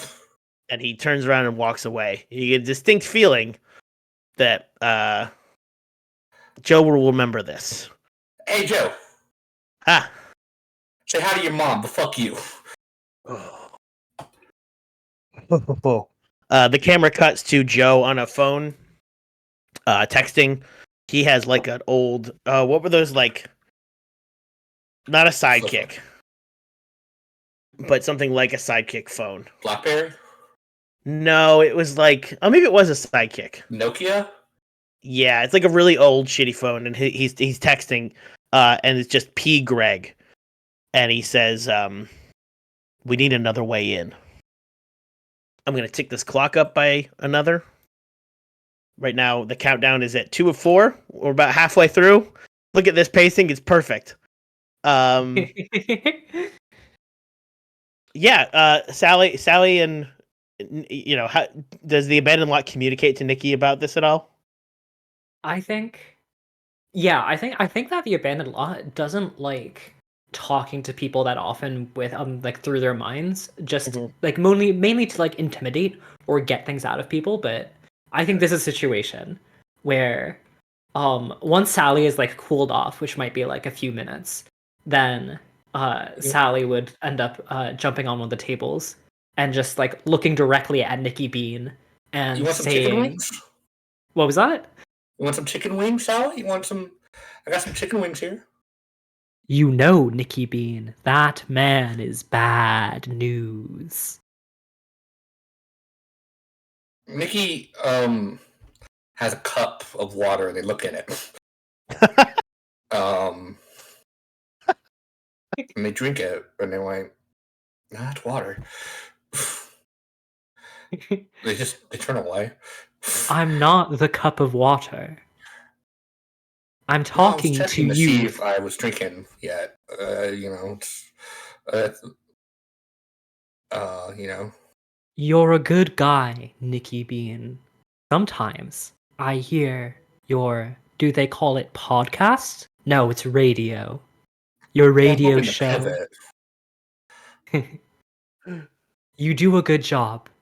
People like you. But that man is dangerous. You made the right choice.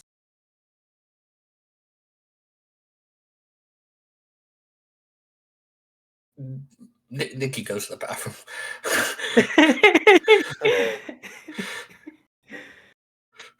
I think that abandoned lot would respect that respect you trying to create a boundary there. Like abandoned lot, Sally could definitely speak in your mind, like through the bathroom and stuff like that. But they've seen this before. They'll let you have a moment. As you're in the bathroom, are you like you're like washing your hands or splashing your face or something, right? Yeah, you know. Rowdy has come to the Roadhouse. Rowdy again. I'll pull up. If somebody wants to grab the Rowdy, it's just that that terrible fox meme. Who's the animated animatronic fox who runs the Roadhouse? He goes, "Hey Nikki, how you been?" Fine. You put in you're supposed to water down the booze, not put booze in the water. What the heck are you talking about, Nikki? I'm just saying. This is a reputable establishment. I'm not putting water in the booze. You think I got money to put booze in the water? Get out of here. You okay? You look a little pale, a little flushed. I'm fine. Okay. I'm fine. Like I said, feel free to set up in the corner over there. We'll probably be open in, I don't know, maybe an hour and a half, 2 hours or so. Gotta polish the old glasses, as it were. I'll be waiting here. Oh, all right. You be good, Nikki. Don't maybe go for a walk outside or something. I'm always good. Yeah. That's a good idea. Okay. All right. We're gonna cut to the night of, and then we're gonna take a little break. There is a impromptu city council meeting, not at city council. In fact, there is a city council meeting that's being held in the building next to Rhodey's Roundhouse. And the idea is that city council, and this again, everybody gets a flyer that says this. Suspiciously, they had plenty of time to add all, to send this to everybody. There's a flyer that says there'll be a meeting, there'll be a hearing to talk about the recent uptick in pedestrian deaths and sort of safety training demonstration, and then afterwards, as a gesture of goodwill, there'll be a sort of a donation, like a fundraising event / social gala at Rowdy's Roadhouse that everybody's invited to. So, with that, let's take maybe 10 minutes. Is that good? Sounds great. Yep. Works for me. Cool. come back basically at the top of the hour. All right. Cool. See ya. Yeah.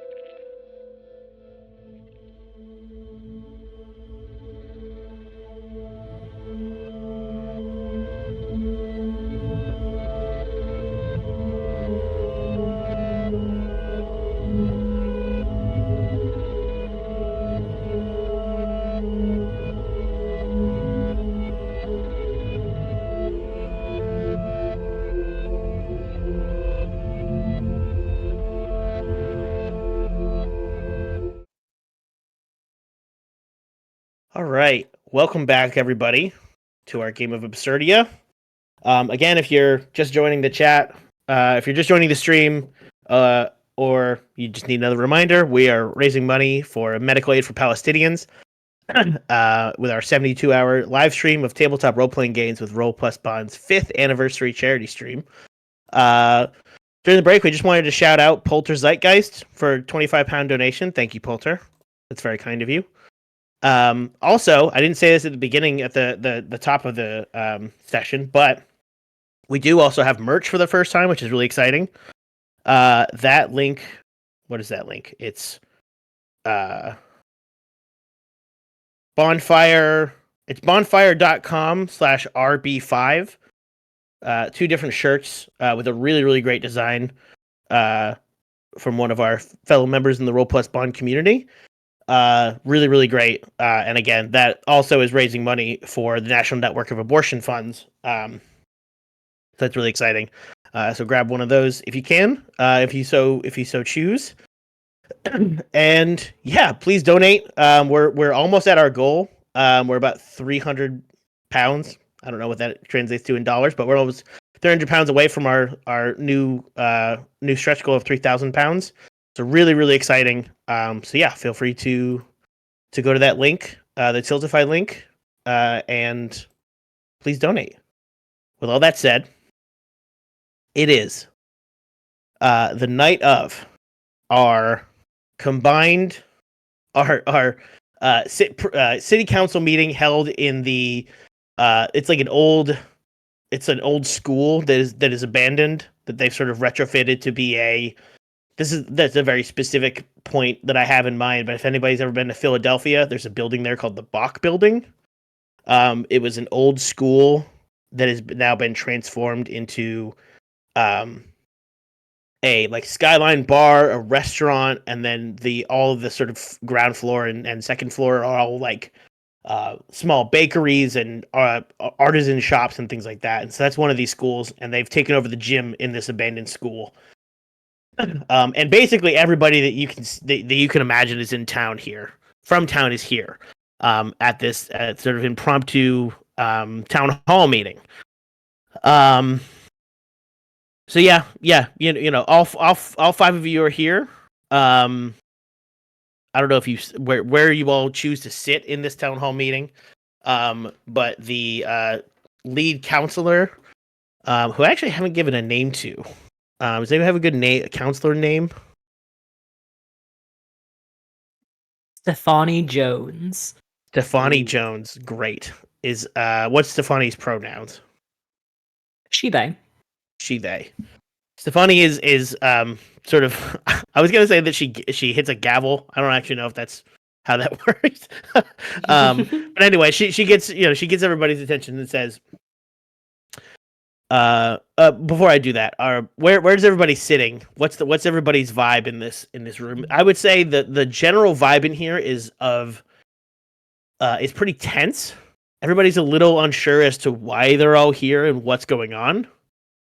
And obviously there's been lots of talk of pedestrian deaths and danger in the streets. So people are a little confused and concerned. But what's everybody's vibe here? Nikki's a little closer to the front. They have like a little portable mic out. Okay, great. But yeah.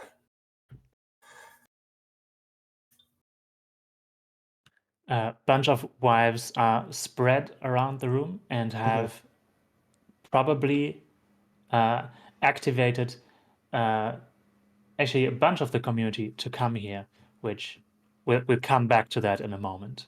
Okay, great. Abandoned lot, Candy, Juniper.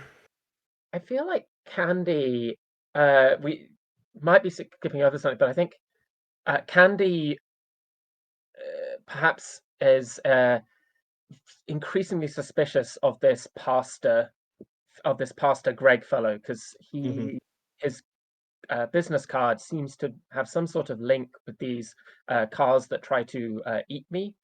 So she has positioned herself as close to Pastor Greg in this room, if he is in this room. Oh yeah, he's sitting right next to you. Perfect. Yeah. She is. Oh, he's next to me? He's sitting right next to you, yeah. Oh, perfect. Okay. Did I have any choice in that matter? Or No, certainly not. haha, great. I think that salad surprise leaped onto a cabinet in the back, like on top of it, maybe like 8 feet tall, and is just sort of lounging there. Juniper wanted to be by Candy, and then when Pastor Greg got too close, is kind of positioned near Candy, but like also between Greg and the door, just in case. Excellent. Candy, you also notice that I'm sitting. I'm imagining the seats are sort of set up in like a semi. It's not a circle, but it's sort of a horseshoe shape. Sitting directly in your eyesight is Mildred Pearson, who gives you a very sweet smile and wave. Hello, Candy. I look back at her with unabashed hatred.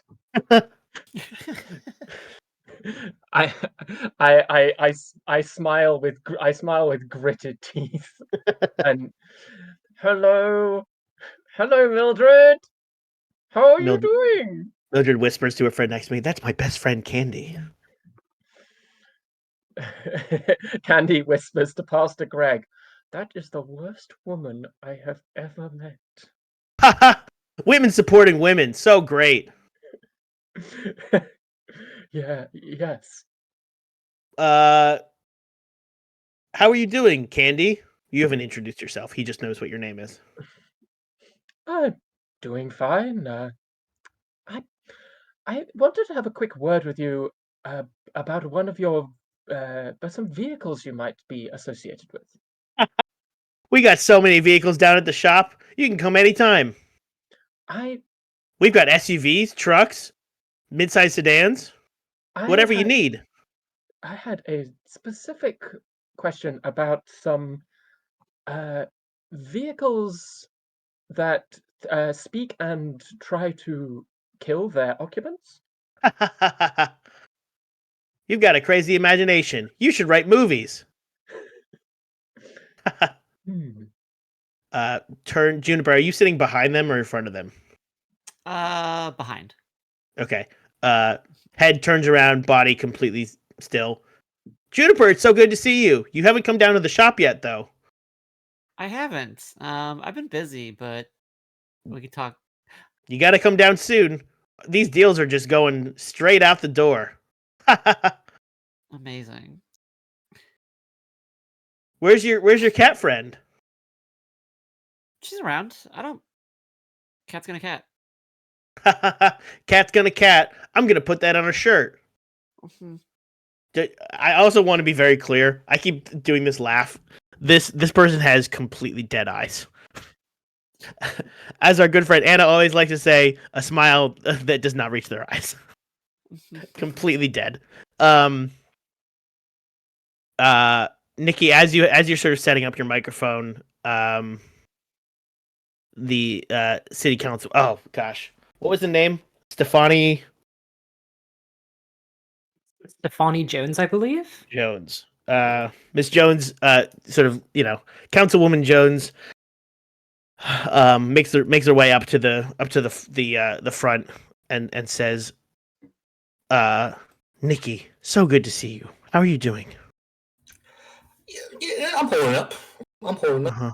Everybody's look, Nikki. I don't want to. And she sort of takes you aside for a second and says, "This is off the record, of course."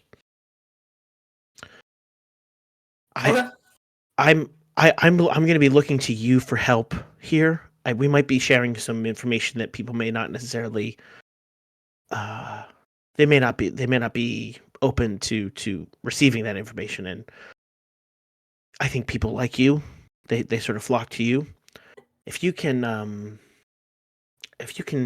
chime up and back me up, I'd be forever in your debt. It depends on what you're saying. Nikki already knows what's happening because of a wife. Oh, interesting. Do you want to flash back to the wife move? We can also do this later because we as players know what's happening. True. In that case, again, if Nikki knows, if she just goes, it would just be so helpful. And I really appreciate your help. It depends on what you're saying. Well, let's just say that there's been an opportunity for economic investment in the town that some people may not like, but is ultimately best for Lymena. And as the steward, I'm sort of required to hear any sort of proposal, including those that may be less ideal than others. I think she sort of gets real close and she goes, the head of the PTA, her name is Priya. She's particularly she's very opinionated, and she tends to hold a lot of sway. So I figure you, with your successful radio shows, no, I'm sorry, you might be able to sort of act as a counter anchor to her ruthlessness, let's say, when it comes to people in the town. You understand what I'm saying? I'll do what's right for this town. Nikki, that's all I ask. Thank you so much. Of course. She puts her hands on your shoulder. And yeah, the other person that's here that hasn't been introduced yet, but I will throw on screen here, is Priya. Priya is the head of the PTA.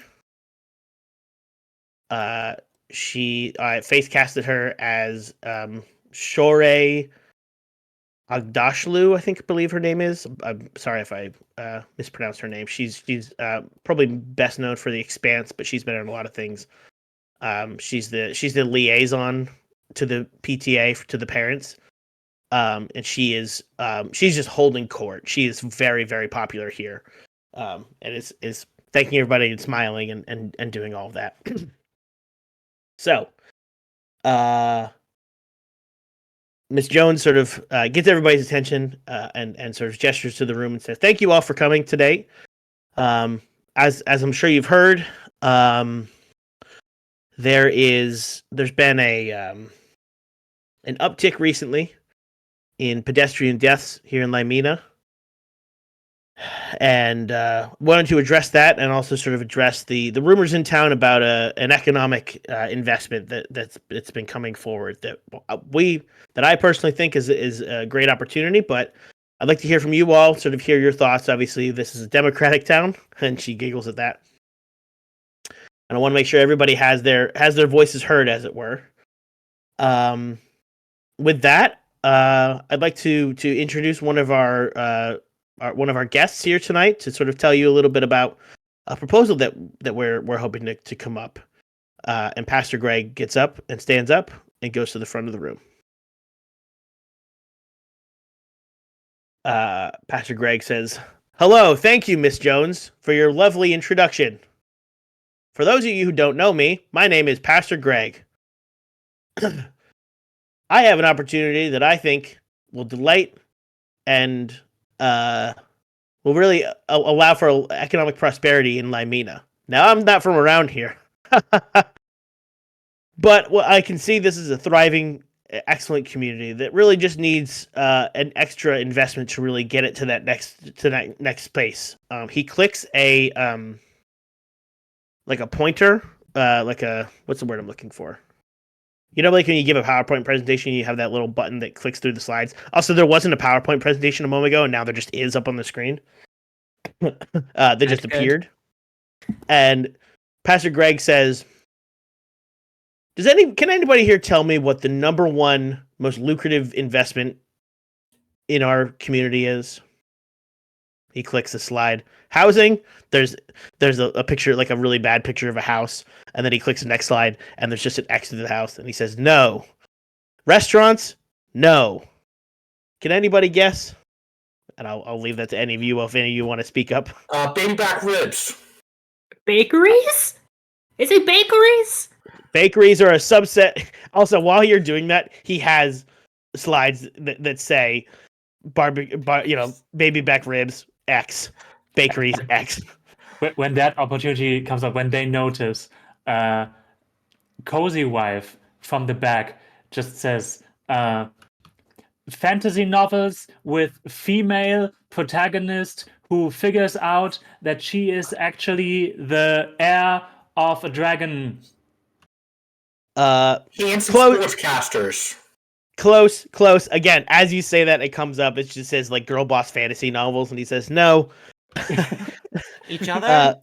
Shoes. What about the shoes? That voice comes from nowhere. Greg obviously doesn't respond at all and says, "All of these are great suggestions, but that's not at the core of what I'm talking about today.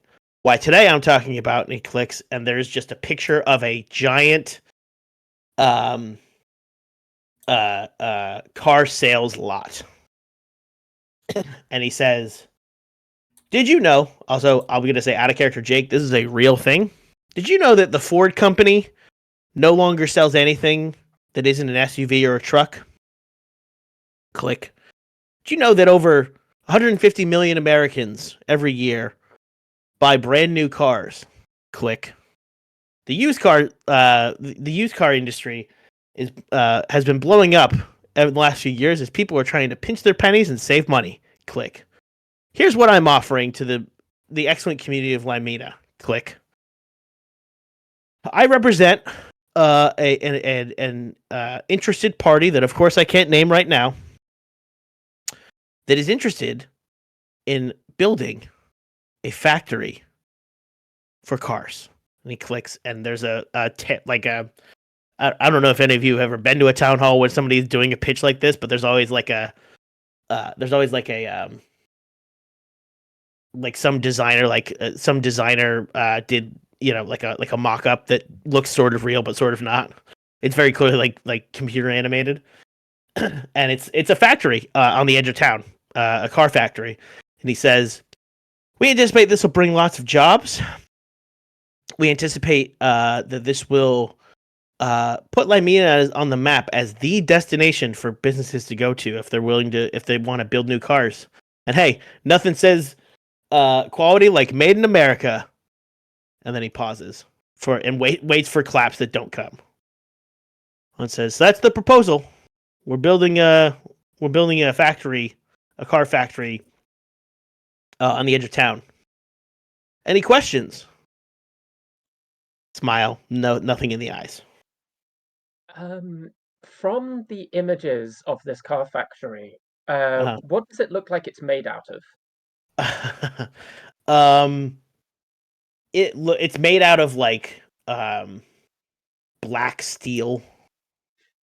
The image that I have, I don't know if anybody's been playing the recent. This will date this, of course, but if anybody's been playing Helldivers, there's the robots have like they have like factories where they produce the robots that you have to fight, and I'm imagining it like that. Black steel, very imposing looking. It's sleek. You know, there's like multiple images of like the outside and then the inside, and the inside is very automated and sleek and new. But it has the outside and all of the metal that's used in the looks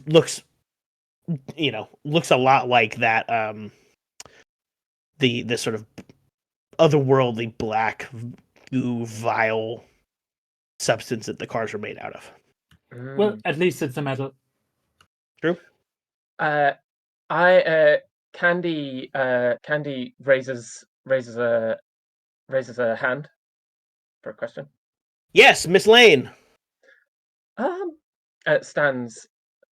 Sir, I can't help but notice the image of the very fine factory that you have there. I don't see any menhirs.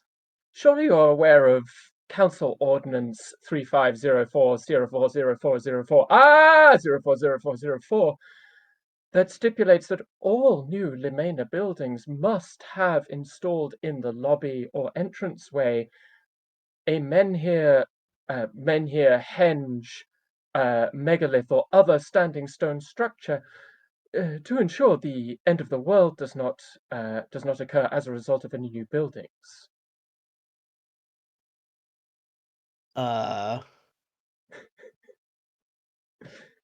He goes, I'm sorry, you said menhirs? Menhirs. There's plenty of men here. And a couple of the men laugh way too hard at that because it's, that's funny. And he goes, what I would, could this be an embrace chaos? Because I feel like what I'm trying to do is regulate him. Yeah, I love that. Sure. When you contend with a source of entropic power, roll plus chaos. On a 10 plus, choose 2. On a 7 or 9, choose 1, and the GM chooses 1. On a miss, literally anything could happen, but it almost certainly won't be good. Does anyone want to help Candy in this moment? And if so, how? I think that the abandoned lot is going to be speaking in Pastor Greg's mind, if that's all right. Oh, delightful. Just Pastor Greg's mind? I think just Pastor Greg at this. Excellent. Of You know you can't get away with this, Pastor Greg. We've seen these beasts called cars before, and we want none of them here. Excellent. Mark off an essence there. Abandoned lot on the corner of Main Street and Torrance. I always want to say Terrence. Heck yeah. And yeah, if you want to Candy, embrace chaos, roll with a 3d6, take the two highest. All right. All right. That's 7. 7. Okay. That is a 7, which means that you choose one from this list and I choose one. All right. I want to quell this power's effect. Okay. What does that look like? I want to. I think what it looks like is so far he's been able to put whatever he wants on this PowerPoint. Mhm. And maybe he goes to try and like, well, of course there's a men here and clicks, but it doesn't appear. Mhm. Because yeah, I am quelling his ability to distort reality in the pursuit of investment. Excellent. And what do you say? You said that thing about the form. The forum. The form. You said like form. Oh yes. 444.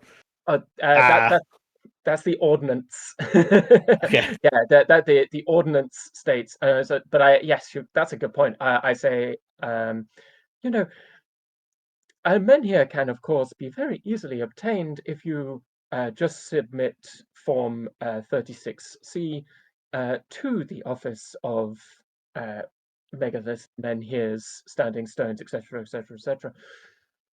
I will be very happy to read over your request at my earliest convenience. When you say that form, Mhm. Two things happen because you got a 7 or 9 on this. One is in your head, you hear the demon card voice say, "You're more powerful than I thought." And as Pastor Greg then says, "Well, of course we'd be submitting this form," and then when he says the form, it's your voice that comes out of his mouth. Oof. I'm choosing that you briefly wield this power's effect, not on purpose, but as you say that form, the council members that are up on stage sort of like look around and are like, "Oh yes, form indeed. Yeah, very good. We always need to fill out a form." You've briefly sort of have a thrall over them for a moment. Okay, cool. What the other three, Juniper, Wives. Do you want to flashback to your move here? Yeah, why not? So before this meeting even happened, the wives had a plan, and they have put it into action. And I can already tell you that it succeeded because that's part of the move. Nice. I spent 2 harmony points. Okay. To do move Cult of Personality. That says I succeed as if I rolled a 10 on a rally with, in this case, the community faction. I automatically get all 4 options on rally rather than picking. I can also see through the group's eyes for the duration of the activity, which I don't even know if I need that in this case. Well, what and what is this? Go ahead. Yeah, the practical effect in this case means that after we left the parking garage, all 4 wives met up and then just went out and basically alarmed the town. And we're like, hey, just so you know, there are dangerous cars outside. I would like you to just put stuff on the streets that makes it hard to drive. Maybe that damages tires, or just if you have old furniture, just put it in the way. Just build barricades. Also, keep your eyes open. Be ready for car-related shenanigans. That's great. And The everyone camera here pulls out, who's and there's just like detritus in the road. exactly around most people's homes, like major crossings. It's hard to even get here if you are not on foot, if you're not ready to scramble over things. And most people here who are not from one of the weird factions are already alarmed. Like they were prepared. That's great. And the camera, like once we know that this has happened, it's just the same shot as before, but you can see on there's a every call it every third person or so has a look of like fear and also determination to basically shut this guy down. Hey, y'all, calm down here, baby. Yes. This is Pastor Greg. Nikki, the radio personality. Did you have a question? I just want to say the town seems very, and I'm sure Pastor Greg here has every good intention in mind. Like, look, I'm all American. I'm all American linebacker, hometown hero. I love jobs. I'm sure Pastor Greg has plenty of regulations in place that the jobs will be for the people in town, right? And also, Pastor Greg, I'm sure you have plenty of ways to make sure our beautiful town is not ruined by pollution, right, Pastor Greg? And Pastor Greg, I'm sure you're very smart. I'm sure you have plenty of road safety regulations in mind to keep our town people safe, right? Of I'm course. trying to goad. You're trying to goad? I'm trying to goad. Okay. What does goad say? When you leverage your infamy with a faction to draw their attention, roll against your reputation. Oh, interesting. So does that mean I get a +1 because I have a -1? Or is it a -1? Yeah. Okay. Subtract your rating, so +1 becomes a -1. So yeah, presumably if you have a -1, it ends up being a +1. I think, right? Okay. That makes sense? That's what I thought, right? Yeah. Okay. Also, I have a move here. You're a paragon for normalcy. Nikki Pina is normal. It says right here. Take +1 when opposing any entropic power. Oh, servants of the entropy. That's really good. So that's +2, right? Yeah. And I'm going to use an integrity to get just +3. Oh, cool. You're going to burn one of your essences. Go for it. Yeah. One thing, I got to replace 3 here. 2.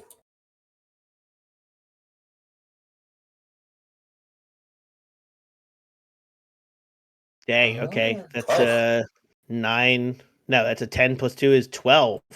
Yeah. Well done. Cool. So I want them to react irrationally. Okay. And overplay their hand. Ooh, okay, great. Let's see. You said the things that you asked him were safety, pollution. What was the third thing? Oh, the jobs would be for people in town, not like people. Yeah. I think the vibe of the room has definitely shifted out of his favor in a bit, in a little bit, and he's going to both react irrationally and overplay his hand at the same time. Which is, he's going to. You're asking these questions, and what is he holding? He's holding a pen, not a pencil, a pen. And he just, all of a sudden, he just snaps it, and he goes, "Would you just shut up?" That's not a very passery of you, sir. I am bringing jobs. I am bringing economic prosperity. Who cares if it's your jobs? Who cares if there's pollution? This will put Lymina on the map. And he sort of like, he calms himself and he goes, all I'm saying is, of course, We'll follow every procedure that we need to, with Miss Jones helping us lead the way. Of course, we will. There'll be plenty of opportunities to follow every regulation that you have. And the way he's going to overplay his hand is he's going to say, in fact, we've already started the procedures for building the factory. So this is really, this is really more just this isn't even a hearing. This is more just letting you know. And he stops. He goes, anyway, that's the presentation. I'll leave it back to you, Miss Jones. He's overplayed his hand. The factory is already being built. Rabble, rabble, rabble, rabble, rabble. Yeah. Pollution. Abandoned lot. I want to ask you specifically. Yes. How does it feel to hear somebody say that they're building a factory and there's probably going to be pollution and get over it? Oh yeah, it's definitely like I was actually thinking that there's a chance that Salad Surprise and Abandoned Lot leave the room to try and do some prepping for other stuff because they don't like acting out in the open. Okay. But I think that Abandoned Lot is figuring out anything they can do to stop this from happening. Excellent. Speaking of which, to follow that thread a little bit, hanging outside of the gym, what are they doing? What is Joe doing? Joe is like, there's like a water fountain, like a drinking fountain out because this used to be a school that still works for some reason. He is like, he's like trying to add like a credit card swiper on it. He's trying to make it so that people, if they want to use the water fountain, have to swipe their credit card. He's basically trying to add like a Square Pay option on the water fountain. He's installing that right now. And he hears he can sense your presence, right? Because you and Joe go back. Yeah. And he goes, "Oh, if it isn't the abandoned lot." And who abandoned me, Joe Hauser? All right, relax. Okay? Just business. You want me to relax as you continue to plot to destroy this town even more than you have? You don't know what I'm up to. Who says that I'm Maybe trying to not. destroy anything? I know you. You don't try. You just do. Did the great pastor already make his pitch to everybody? How'd the town take it? Swimmingly, I presume. No, quite poorly.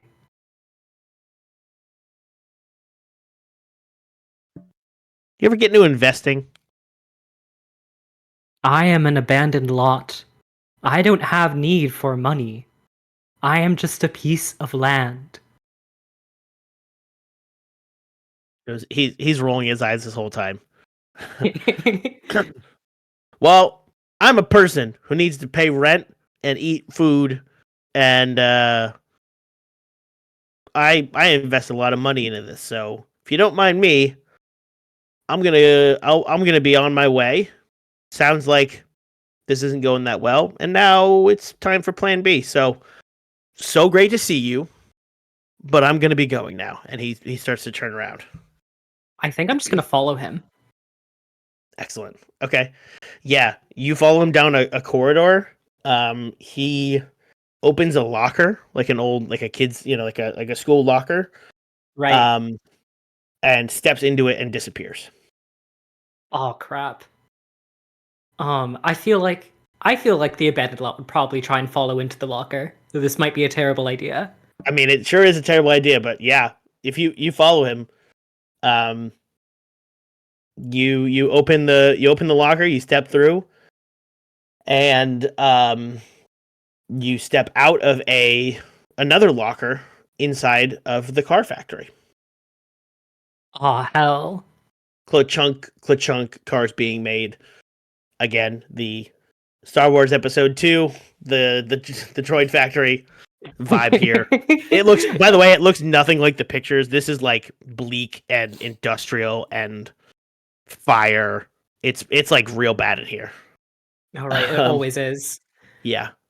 And Joe is going up to what appears to be the manager's office. Like the Hmm. what's the word I'm looking for? Like in a factory, foreman? No. Yeah, no, absolutely. Like above, like sort of up a set of stairs, and it like overlooks the whole factory floor. It's robots making robots here. Robots making cars. I There's no people think here. there's a moment when the abandoned lot wants to act here. Mhm. As the abandoned lot knows cars, but I think that it's just like, no, there's some that I should reach out first. There are people who might be able to help out, such as my good friend the Void Archivist. And I think that it's gonna try and go back through the locker, back to the city hall if possible. Yeah, you can do that, no problem. This is just Huge. a portal door that you found. Great, great, great, great, great. Uh, Um, mean, so go ahead. I think that they just like the abandoned lot just like heads back to the meeting, finds Juniper, and is like, "Hey, there is a portal to the car factory. They're planning something." It's that far out already? I was surprised myself. They are making despicable cars.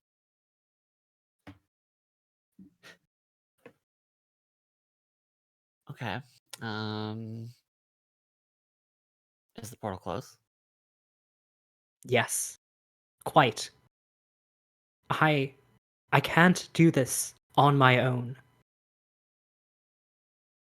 Of course I'm gonna help. Do we need more people? We probably need more people. I think I'm sitting right next to you. Yeah, I could Yeah. just literally turn around. Yeah, just like realizes that and goes like, "Oh yeah, candy."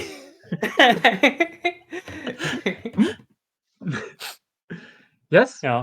I'm accounting for like a quarter of the people in the room, even if Yeah, you don't count my course. bodies. Yep. true. Uh, This is Look, mostly it's already been wise. established. It takes Juniper a little bit. She's smart, but it takes her a little bit to get there.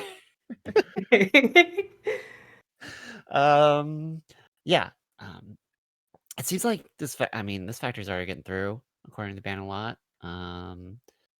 It seems like you've already rallied everyone. Why don't we just take it to the factory tonight?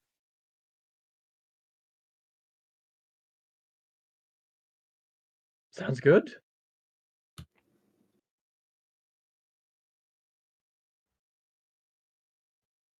Nikki and wife, are you going to the factory? Or are you going to go to Rowdy's to try to? Does Rebel Wife hear this right now? Are we allowing this, or do we need more explanation for how they hear this? Because No, otherwise, I mean, you see through the eyes and ears of most people here. So right? Rebel Wife comes over, leans close, and says, sounds late. To me? We could just act right now. Man? I have nothing better to do, is what I'm saying. Nikki blushes. Ma'am, I think you're married. Oh no, you're mistaking me. I am available.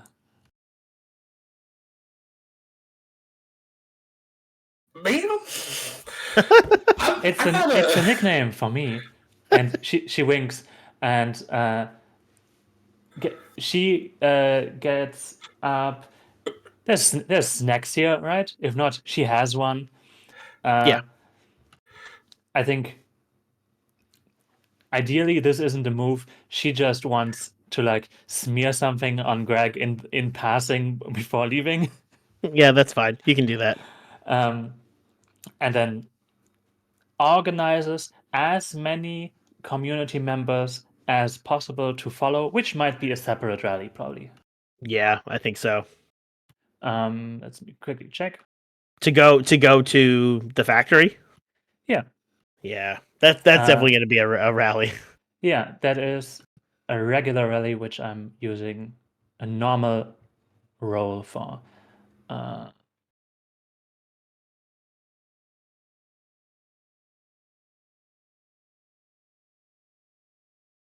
Okay, I have it ready now.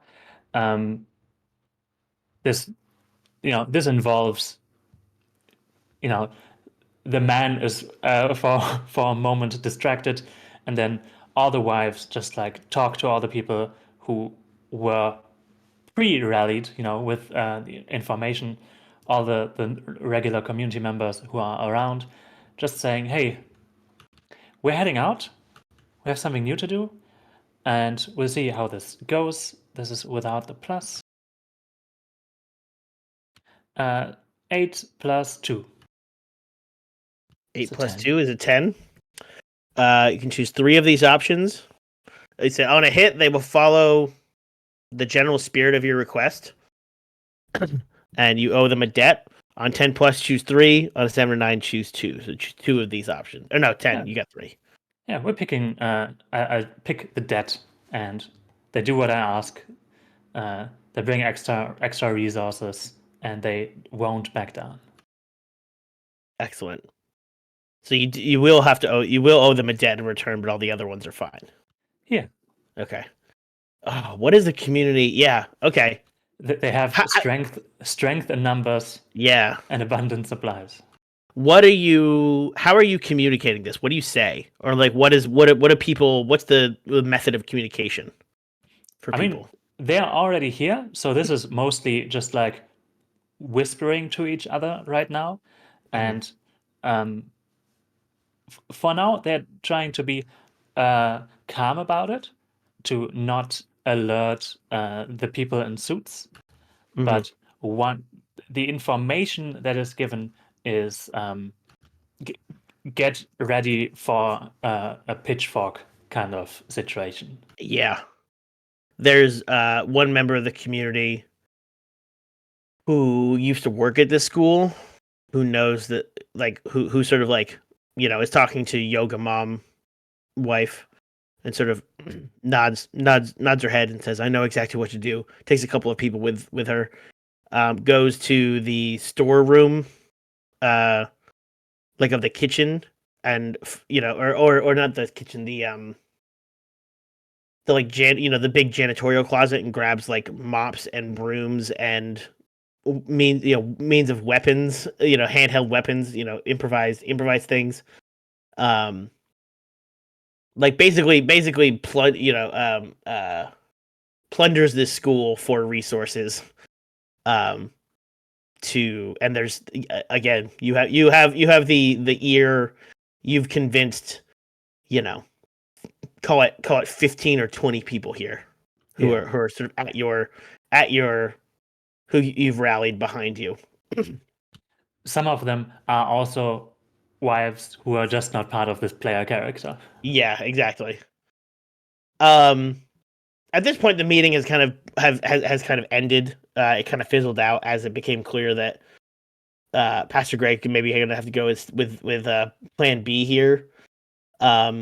Mildred comes up to you, Candy, and says, "Oh, should she call you Candace? She probably calls you Candace, huh?" It depends. Does she genuinely think I'm her best friend? Yes, I think she does. Okay, then she'd call me Candy, because she knows that everyone else who likes me calls me Candy. She goes, "Candy, are you going to the fundraiser at Rowdy's? I'd love to grab a drink and catch up." Mildred, I think I will go with. I think this meeting appears to be breaking up. Let me just have a quick talk with some of my friends here, and then I will meet you there. Yeah, I mean, sure, we can go together. I can be with you. I can No, no, you should go on ahead. The drinks will get cold. She sort of gives you a quizzical look. Hmm? I mean, if you insist, you might have to sway her to convince her to not leave your tail. Regardless of where you go, she's gonna go. And the other thing that she says is, she goes, "Are you still in the hobby of baking?"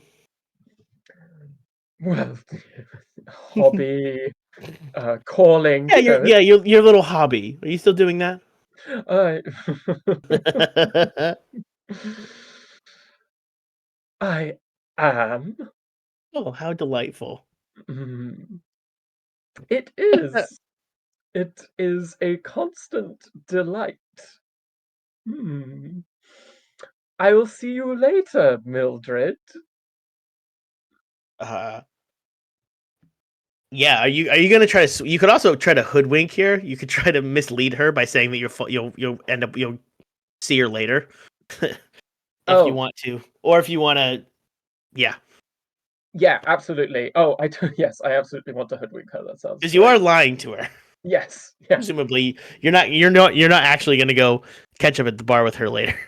Um, well, I might, but it might not be for much. I'm not going to do it immediately, for sure. Because I still want to help Abandoned Lot and Juniper with Yeah, with this little thing. So I will do I will do a hoodwink. with some Oh, cheek. there it Look at is. that. 10. They're fooled, at least for the time being. And she grabs, she doesn't grab, she like puts her hand on your shoulder very sincerely and says, I do hope you'll come this time. It's so nice catching up with you. And for a moment you're like caught off guard with her sincerity. And then she says, I do want to hear all about your continued hobbies. And then the rage comes back to you. It's just boiling with hatred. Yeah. Camera cuts to her at Rowdy's. Again, we'll get to Rowdy's in a minute. But Rowdy's is like a very busy and insane, chaotic bar, and it's just her with like a gin and tonic, her gin and tonic, and then a gin and tonic she ordered for you, just like patiently waiting there. Uh, I would like to turn to Abandoned Lot and Juniper and ask, so what's the plan? Great question. Lan? I was just planning on destroying it. Not much else besides that. You have a better idea? No, that sounds fantastic. I wondered, would you like some authorization?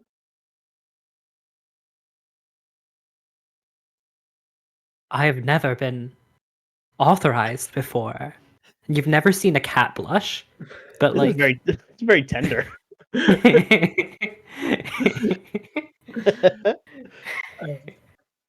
I'll well, first time for everything, I suppose. I would like to. So I don't know if I'm still wielding the powers effects, but I just like to call out to the council people, Uh-huh. and just say, uh, it appears that we have a building erection without any uh, with, without any prior authorization from the city.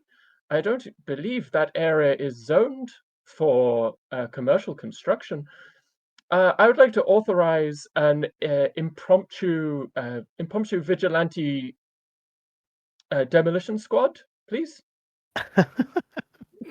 And basically, what I'm doing is, if you will allow it, Jake, a call for aid for bureaucracy. Yeah, that's pretty good. A makeshift demolition squad.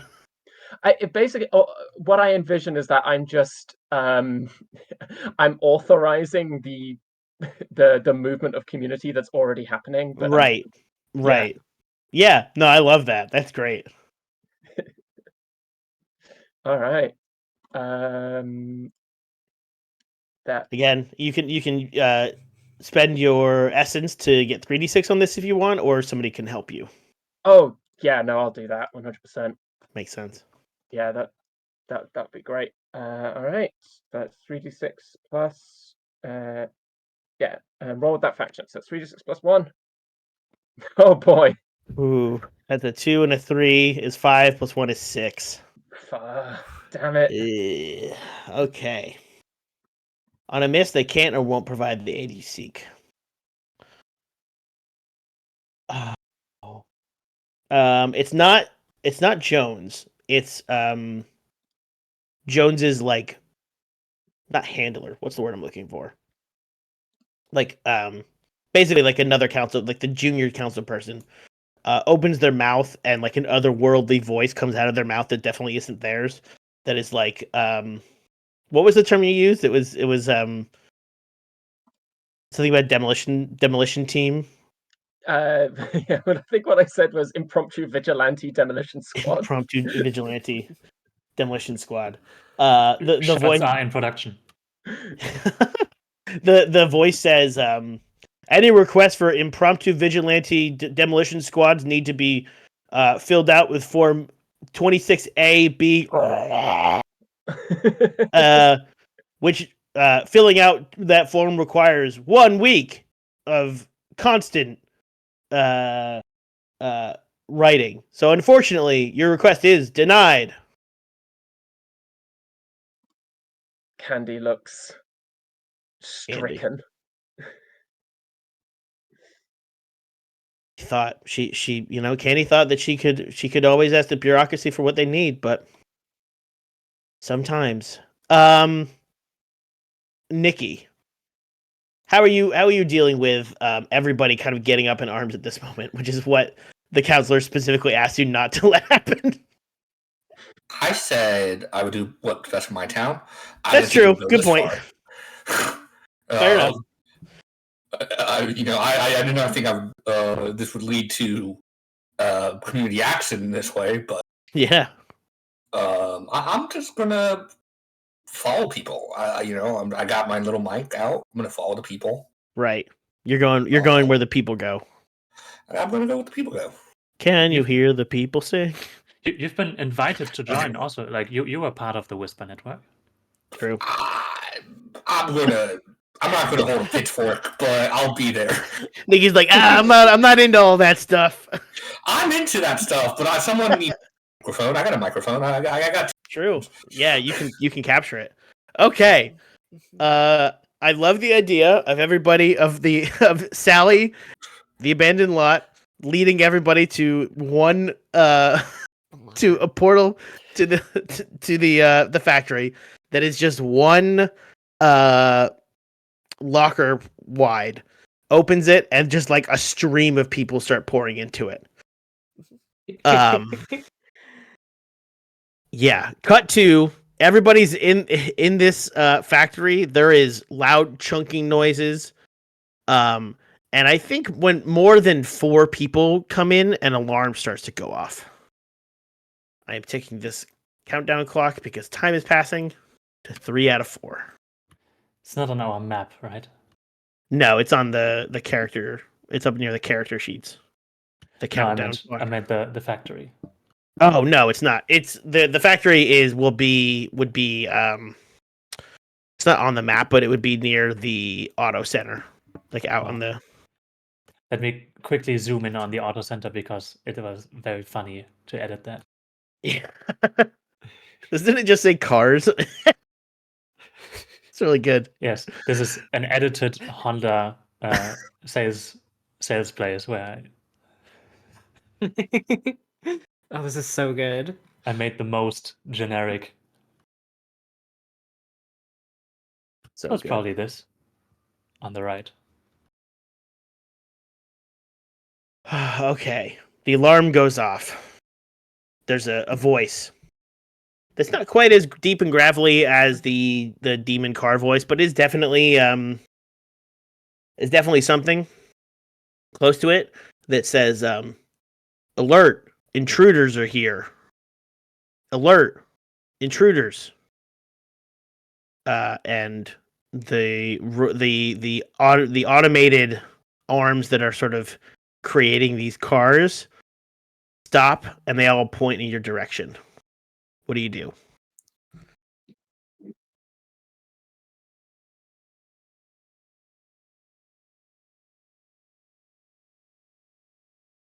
On silence.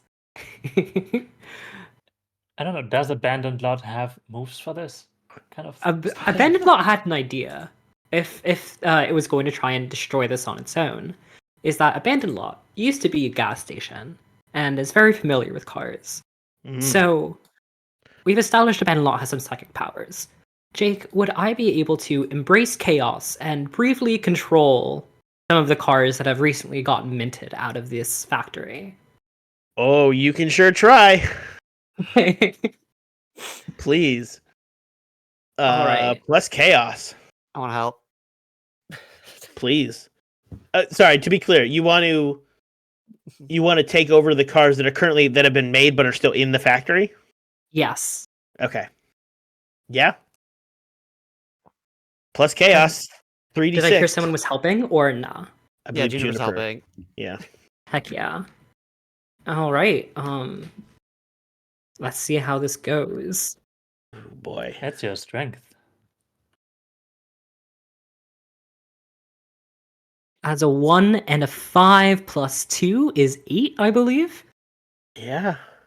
1 and a 5 plus 2 is 8, which means you get to choose one of these, and I choose one of them.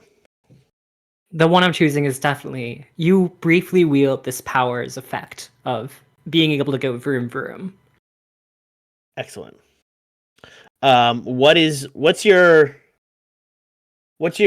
goal here? What is Abandoned Lot's goal in controlling these cars momentarily? So straight up, trying to ram the cars into like the load bearing pillars of the building. Like Abandoned Lot is very familiar with things like decaying and ending with time. So Abandoned Lot just wants to make another Abandoned Lot. Like all seriousness. That is so good. Yeah, you do that. You know what? I don't know if this game has that, but hey, we're just gonna introduce another clock here. We're all friends. We're all fans of Friends at the Table. It's time for some clocks. This is the factory exploding.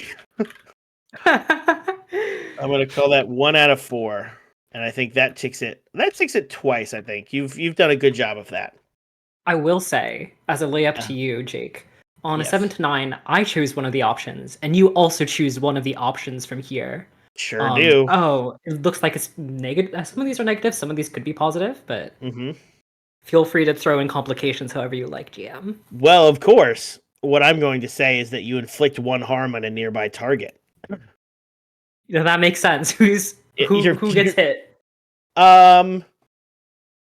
Let's see. Let's look at everybody's sheet. It's either going to be Nikki or Juniper because you have the closest relationship with them, and that's juicy.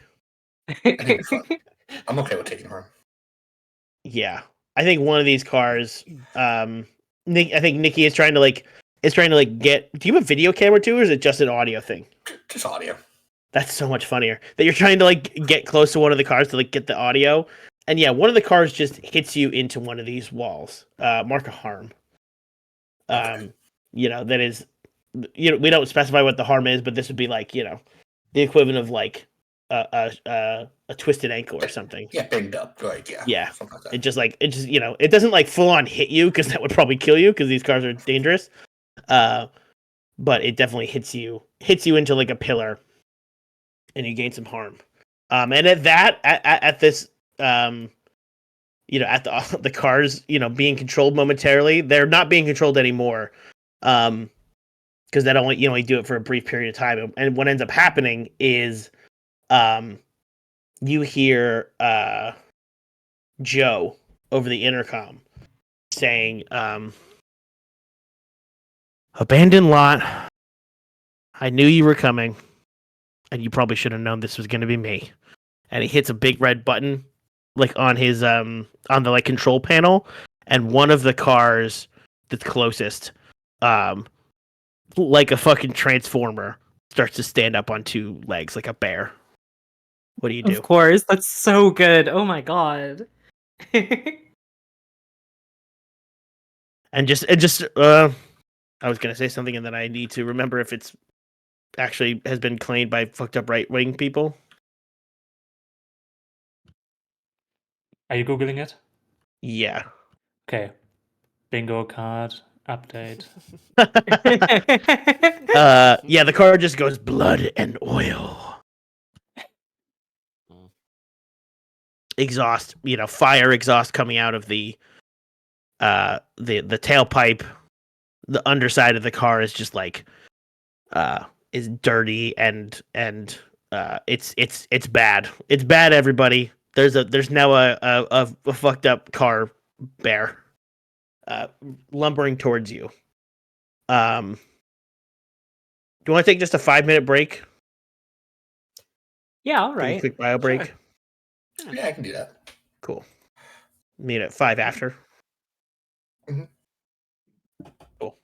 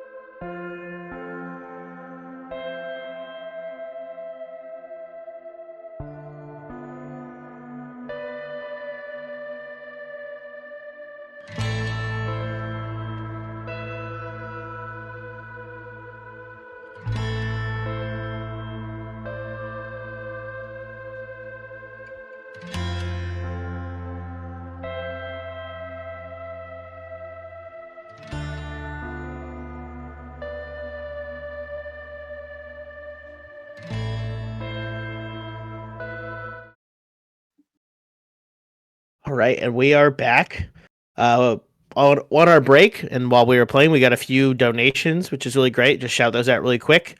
200 pounds from Anonymous that says, this community is so important to me, and I'm thrilled to be able to support this great thing we're doing. Keep up the good work, everyone. Thank you, Anonymous. We also got 25 pounds from Reed, 5 pounds from Anonymous, and 5 pounds from Yuri that says, thank you for all the work everyone's put into this weekend of games. It's an amazing event to see happen year after year, and I was very happy to finally have the chance to join in myself. Thank you, Yuri. We are,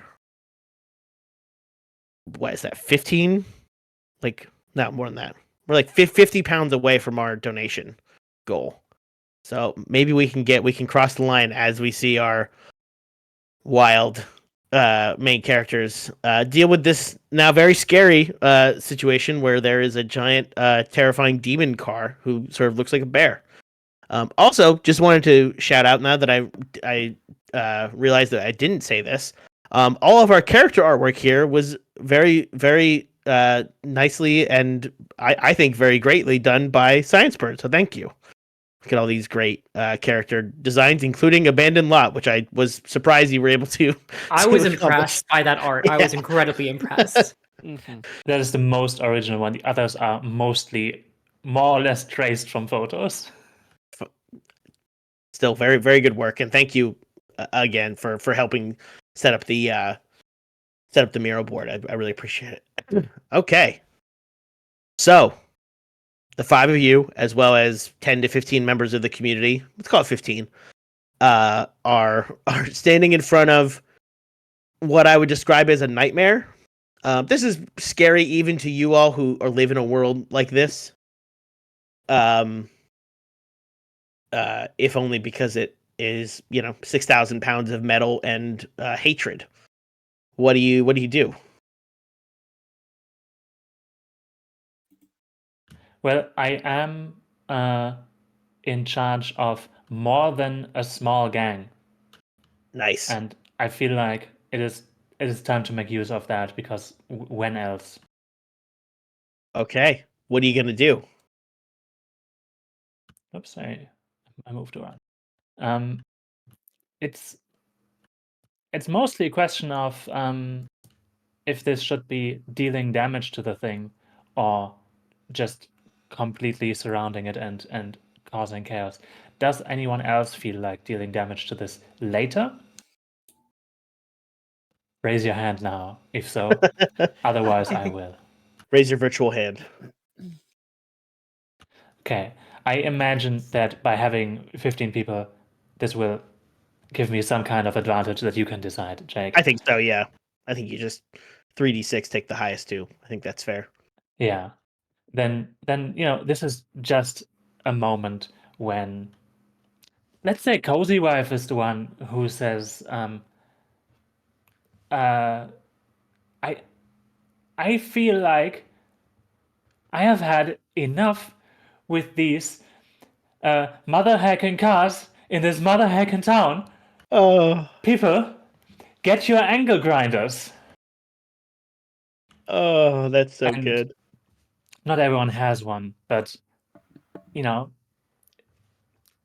people will not back down, and they will do exactly as I asked. So we will just attack. Nice. This is fighting for your life. Exactly. You directly engaging a threat, roll plus pluck. Again, 3d6, take the highest. So 6 plus 2 is an 8. What's your pluck? Should be 2. It's 1, but doesn't matter. It's over 6. It is over 6, but it isn't over 10. So, on a 7 or 9, you and your enemy inflict harm on each other as established. On a 10 plus, you get to choose an extra effect. Which of these effects do you want? Inflict +1 harm, suffer less harm, gain the advantage, take +1 forward, or give +1 forward to another character, take something from them, or force them where you want them. Well, you tell me, what does having this group with me do? Baseline? In terms of like damage. Oh, overall, does it just do more damage? No, I think again the sort of combined the group in this case is allowing you to even do the damage in the first place, is sort of giving you that you're surrounding it. Okay, I think then this is all out. We are. I think I don't get one of these effects. We're just dealing our damage, which should be +1 2? harm. Yeah, it's two harm. Cool.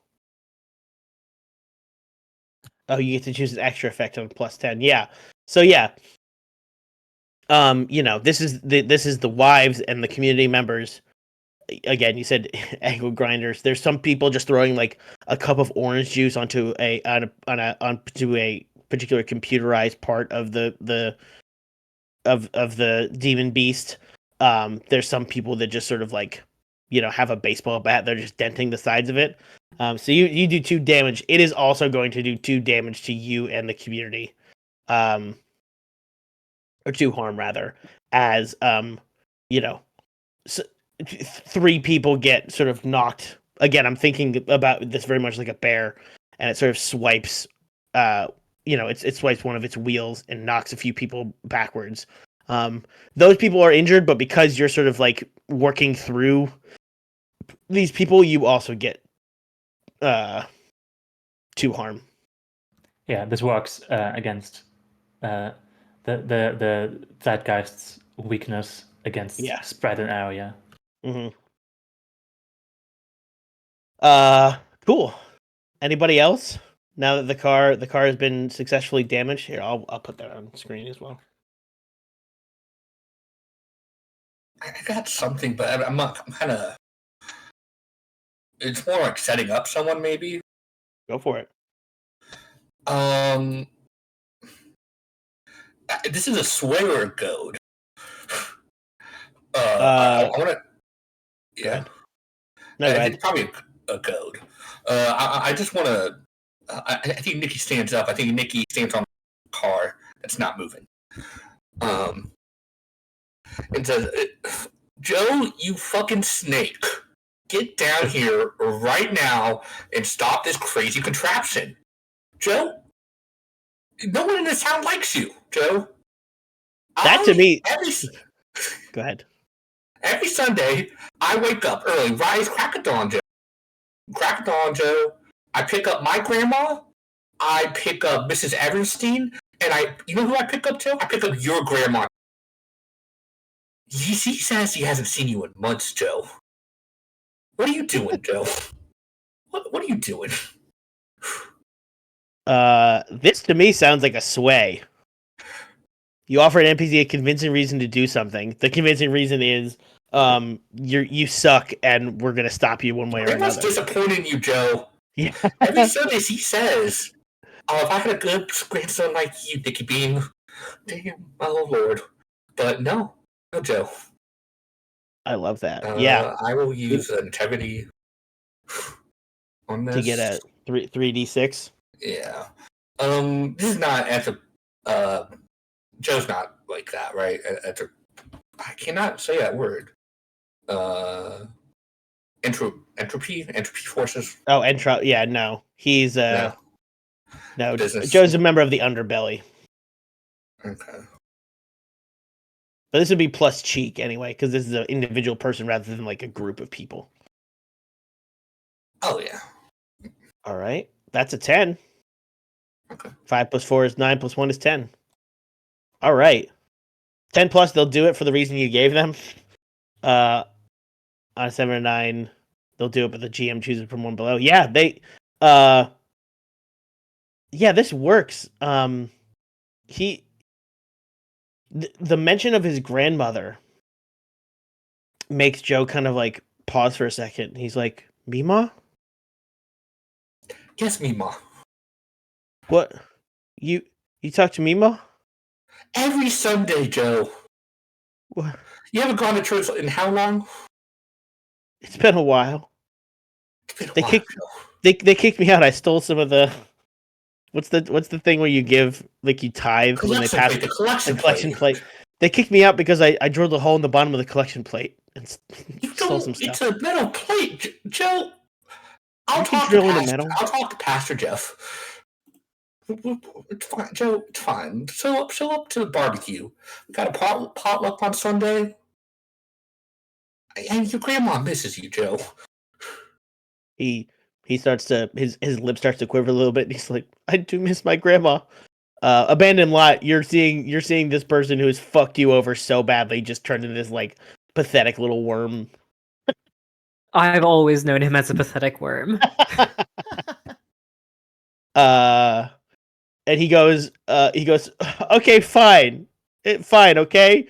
I'm just trying to do my best, and all I know how to do is lie and cheat and steal. And I thought this was good. And there was that weird pastor guy, and he told me I could invest, but I can't even stop this stupid car, even if I wanted to. Bang, crash, smash, as the car keeps wreaking havoc.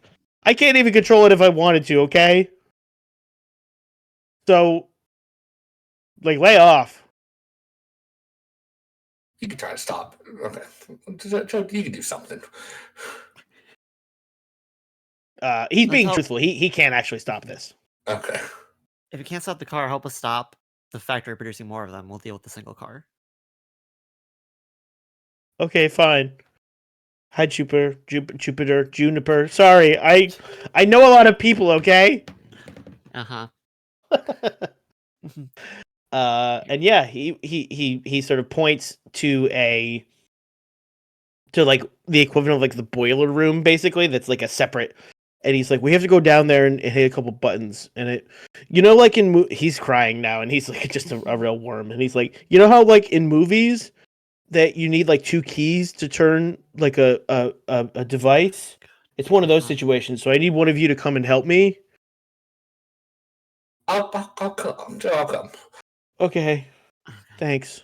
Joe, why don't you tell me everything you know about turning this? You won't have to... Let's make a deal. You don't have to go down there. It's scary. You're being kind of blubbery right now. I'll do it for you instead, because frankly, we don't trust you. Just give me everything you know about this. And pulls out my archivist quill. You're what? Archivist quill. I'm trying to extract the memory of like how to do this, Oh. because I don't trust him to do it himself. Whoa. Okay. Yeah. And he So could you just are- say yes. Otherwise, I'll roll for it. Yeah, I mean, I think he was going to until you pulled out this fucking creepy pen that's gonna extract the memory of this out of him. And he goes, that seems a little dangerous. It's truly not. It's the most routine thing. This is gonna be you're gonna have to convince him to do this. Yeah, that's fine. I don't have to. I'm just gonna do it. It's roll plus chaos. Oh, you're just gonna roll. You're just gonna I'm just gonna embrace do it. chaos. Yeah, I'm just gonna. Oh. Well, it's a separate move. Redaction. Your skill to extract memories from a person's mind. For rolling individual, the process is Redaction. simple, painless, and takes just a few moments. Whoa. Okay. To do it to an unwilling person is roll plus chaos.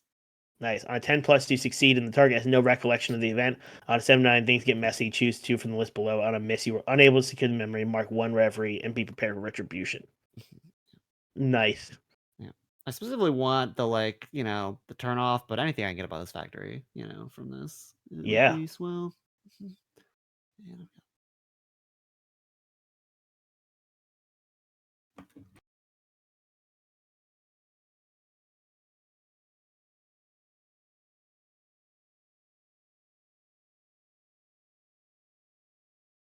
Dang. That's a 12. It's 12. You succeed. What does it look like? I think it's just I'm like I think I'm writing it on like a pad of paper. I think because I don't have like an object I want to put it into. I'm just like writing a note basically. And you can see kind of like I think there's like a little visual effect like coming from like his his eyes probably or his ears into the pen as I'm writing. And yeah, you got a 10+. Yeah. So you do this no problem. Another memory for the archive.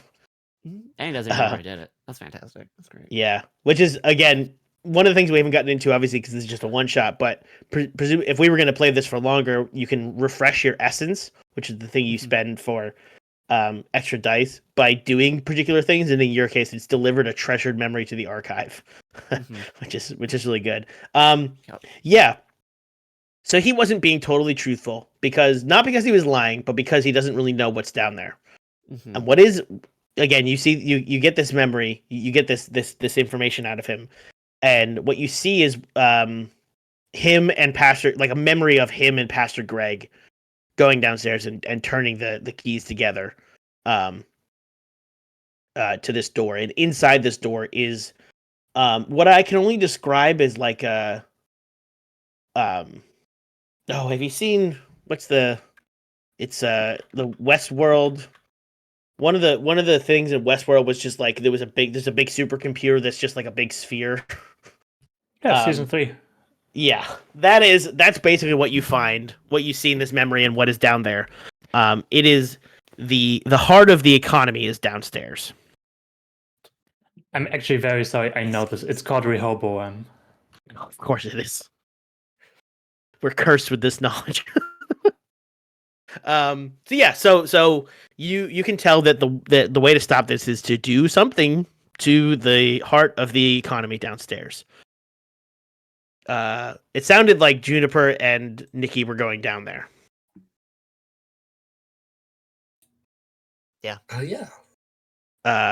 Meanwhile, wife, Candy, abandoned lot. What are you doing about this big nightmare car?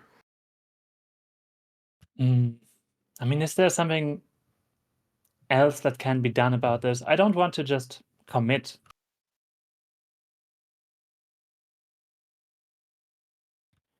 Do you others have a good plan?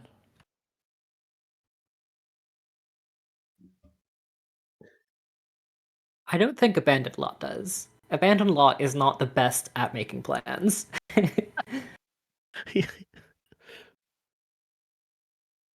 Do you? Could we use the power of abandoned lots somehow? Is there is there is there some way to take, I don't know, what is the like entropic power of a, also, aren't you making the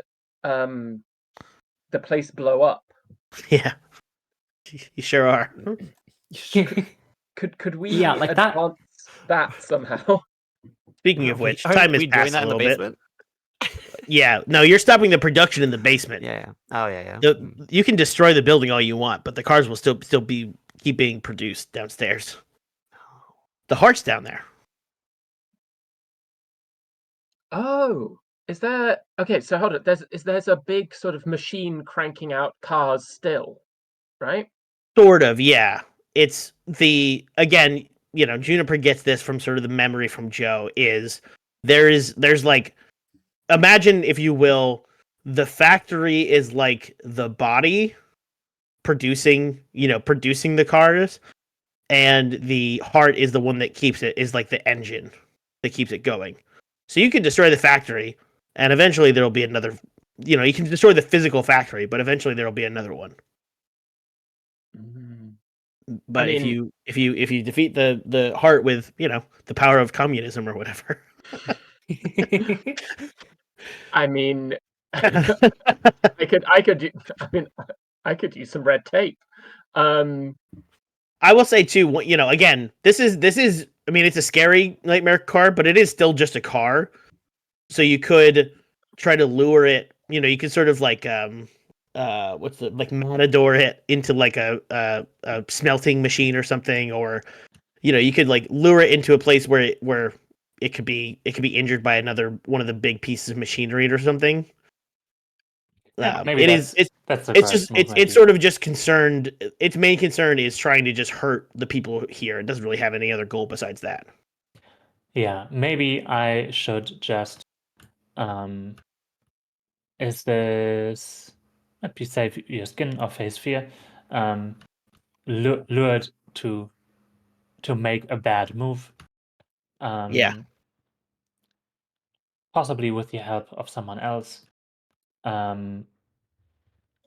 Is this the kind of factory where there are lots of moving things everywhere still? Totally. Kind of Star Wars Episode 2 situation. Correct. At some point, Yoga Mom is just yelling from further away, just and makes the whole group take a few steps back. Maybe is even jogging on some kind of moving surface, and hopes that the car will get to her and bring itself into bad position. That's great. That sounds to me like face fear. You're doing something risky in the face of fear or danger. This is pretty dangerous. Yeah. I can help. I'll stand with you, shooting it with my stapler. Appreciate it, because I only have +1. Yeah, imagine Candace has like a bandolier of staplers. I literally, this entire time I've had a huge oversized stapler that is my weapon. So good. My result in this is 10 + 1, 11. 11. Beautiful. 10 plus, you accomplish what you set out to do. Yeah. What are you hoping to do here? I'll take this clock here. I mean, I hope kind of making it rush at Yoga Mom wife. Yeah. Dodge out of the way in the last moment, and then there's a big stompy machine just behind. Probably not stomping it completely, but just giving it a good dent. Crunch. Yeah. The whole time it's saying out loud, "Don't you know wives love SUVs? They're big, so you can see all of the road for all of your children." And then it gets stomped. It gets crunched. From the back, 50s house wife says, "We already have a van." Abandoned lot. What are you doing in this moment? I wonder if the way the abandoned lot's gonna go is just sort of like try and egg the monster on more. Oh, good. Yes. And I think what the abandoned lot is going to do is just project images of like rusted up and abandoned cars into this car transformer's mind of like, so good. I've been abandoned. So many have been abandoned before, and the same will come to you. And I think I'm trying to goad it. Yeah. Again, and because this is a specific NPC. Well, goat is probably more accurate because this isn't really an NPC so much as this is like a manifestation of a faction. So right. Yeah. I have an ability for that as well, Pariah. nice. The whole town knows what happened to you, knows what you're capable of. When you goad, you may roll plus chaos instead of against reputation for the Excellent. Yeah. Cool. All right. That sounds like that's a goad with plus chaos, which I believe is 2. Yes. Go for it.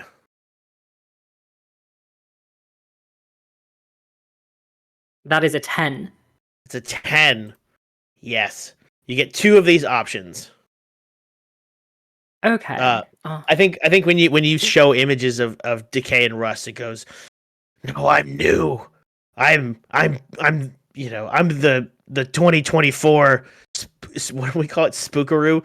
I'm the 2024 Spookaroo. I am new. I am innovation. You are simply decay." I Go for it. I think that for this, the 2 options I'm choosing are that they react irrationally and they commit significant resources to do this. Yep. Because I mean, you got a 10 on this. That's it for the car. It's done. What ends up happening is because the abandoned lot is doing this sort of like ethereally, right? There's not like a specific place that the abandoned lot is, so the car doesn't really know where to go, right? Right.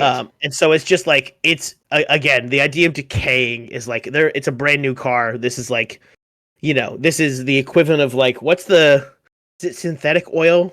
It's basically like the embodiment of synthetic oil. It is like new and sleek. It has that new car smell, and it's just like furious. It's just bashing all over. It's doing a lot of the destroying of the factory for you, because it cannot comprehend what you have shown it and what you've said to it. So yeah, the nightmare car is good. Is just defeated, and then as it's dying, it just says, you know,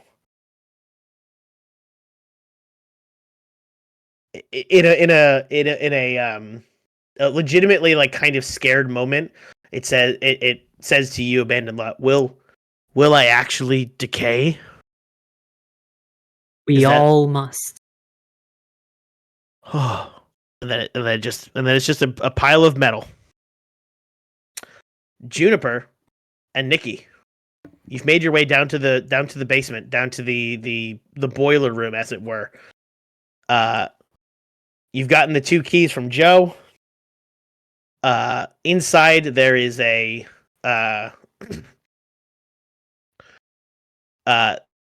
there's a big orb, a big it's sort of built in the ground. It kind of looks like a reactor almost. And yeah, you're able to just open the door no problem because you have the keys. Yeah, what do you do when you walk inside?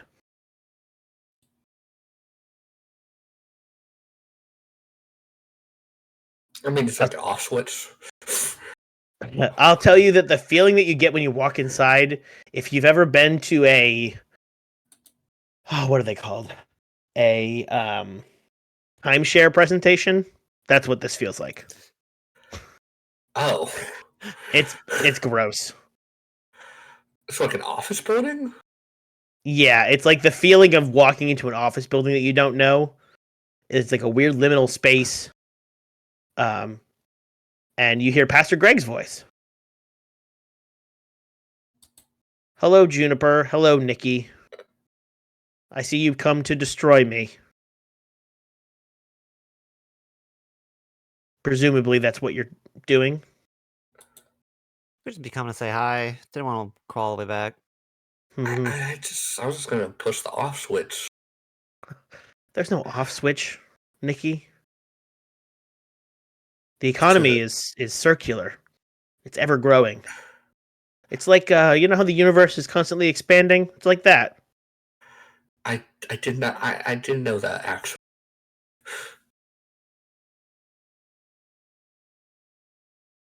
So are you here to what is your plan here, you two? Just trying to see the hard capitalism. Maybe it'll turn us. I mean, I just wanted to push the off. Do you have an off switch, Nikki? I'm not a fucking car factory.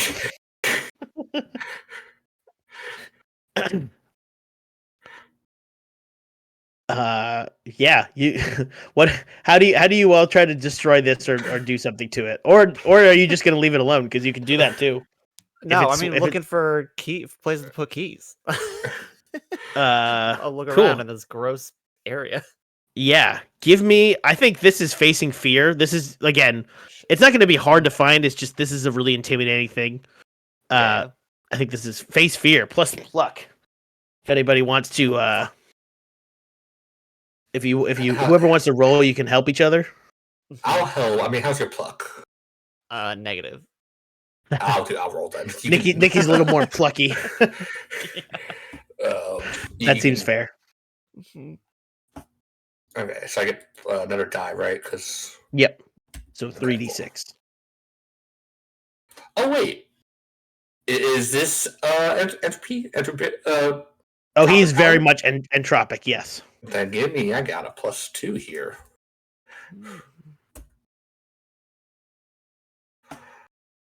Wait, why? 9. What? What's your +2 from? Because you're rolling plus pluck. Plus the people's voice. I'm a paragon for normalcy when taking the action opposing entropic power or servant entropy. Oh, nice. That's how I say it. I figured it out. Yeah, got it. Entropy. Yeah, I got cool. it. All right. I'm normal. I'm normal. Just be normal. I'm just a normal, regular guy talking to this weird evangelist about the economy. I don't. So just Nikki just starts walking over, like just walks by him and Yeah. goes, "Where's the off switch? Where did I put the keys?" Did you roll? Yeah, I got 9. Oh, I just We didn't. don't see it. Sorry, I thought I said that. I rolled a gallery. Oh, So I was like, looking wait. at gallery. It's like, where'd your roll go? That's Sorry, funny. I just it No, that's funny. Technical difficulties. Yeah. No, that's fine. 6 plus 1 is 7 plus 2 is 9. Yeah. Offer you a worst outcome, hard choice, or price to pay. Yeah, this is easy. You can do this. You find it no problem. Again, it's like not there's like a console sort of in the middle. But you have to scan. There's like a again a what's it, like a handprint scanner. And if you do that, it'll go the basically the Pastor Greg has been funding the radio station, and if you do this, the funding will be completely cut off from the radio station, and you will lose your job, and so will Dr. Carrot. Now think about this: Dr. Carrot will lose their job. Now I know we're only playing a one shot here, but think of poor Dr. Carrot. Fuck. Dr. Carrot. Again, you can do this. On. Yeah. And And there's podcasting. yeah, I mean you're gonna have to at this point. There's there's like a siren that goes off, and Pastor Greg says, well, I thought I could convince you, Nikki, what with your plucky spirit and your career aspirations in media, but seems like that's not the case. Goes over to you, Juniper, and says, Juniper. She's gonna put her hands in her ears. Brings her ears and go, "Well, she does not believe in her power to resist it." Okay. Oh, that's great. Okay. This is gonna be a save your skin. You're otherwise evading danger here, but okay, just closing your ears. That's great. Give me a plus 10, or give me a plus wits rather. Yeah.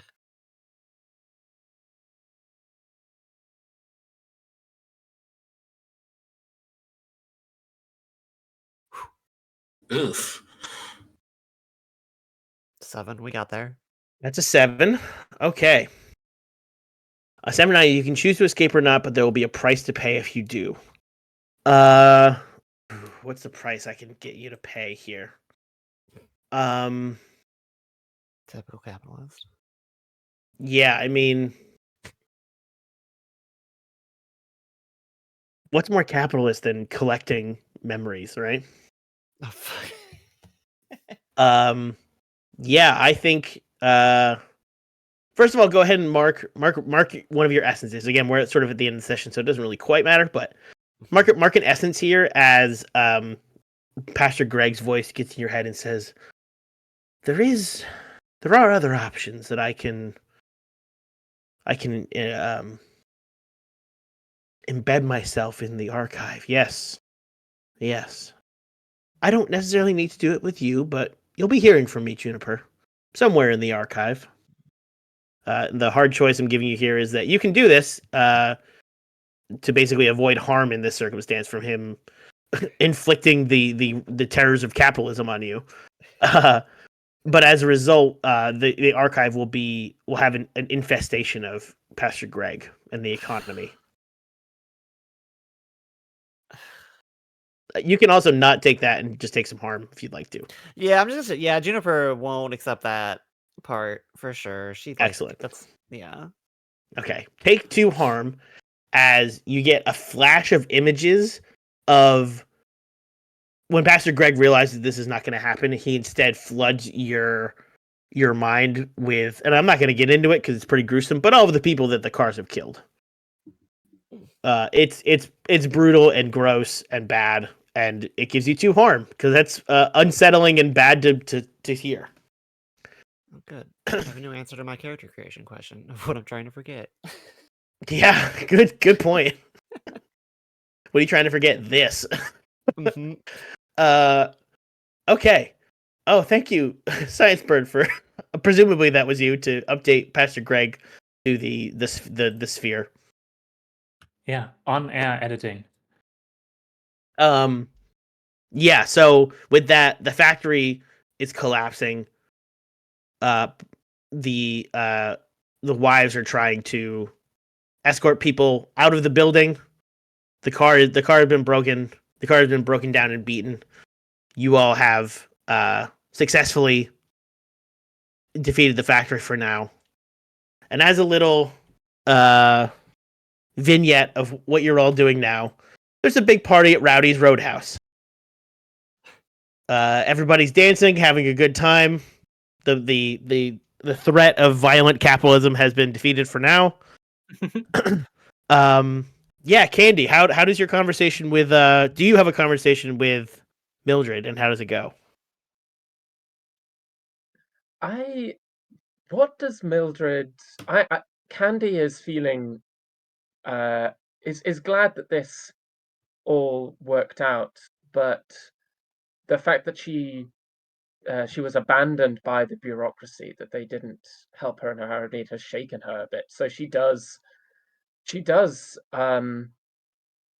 do the unthinkable and go talk to Mildred. How's it going? I mean, what does Mildred want to talk about? Oh, she wants to know what recipe you've been working on recently. Yeah, I think in a days, Candy tells her about her um her new raspberry raspberry strip cake, which is Hmm. it's like it's not really a cake. It's like leftover filu pastry that's kind of mixed in with the like raspberry jam type thing. So it's like a dense custardy raspberry, kind of like a French like a French take on a baklava style of thing. Oh, and she's enraptured. She's very condescending about the whole thing, but she is enraptured. Oh, Uh, and oh, go ahead. no, I just I think maybe Candy, if she is genuinely interested, Candy starts to feel, well, maybe, you know, maybe the rules are, maybe it's community that matters more than rules in this moment, and starts to soften.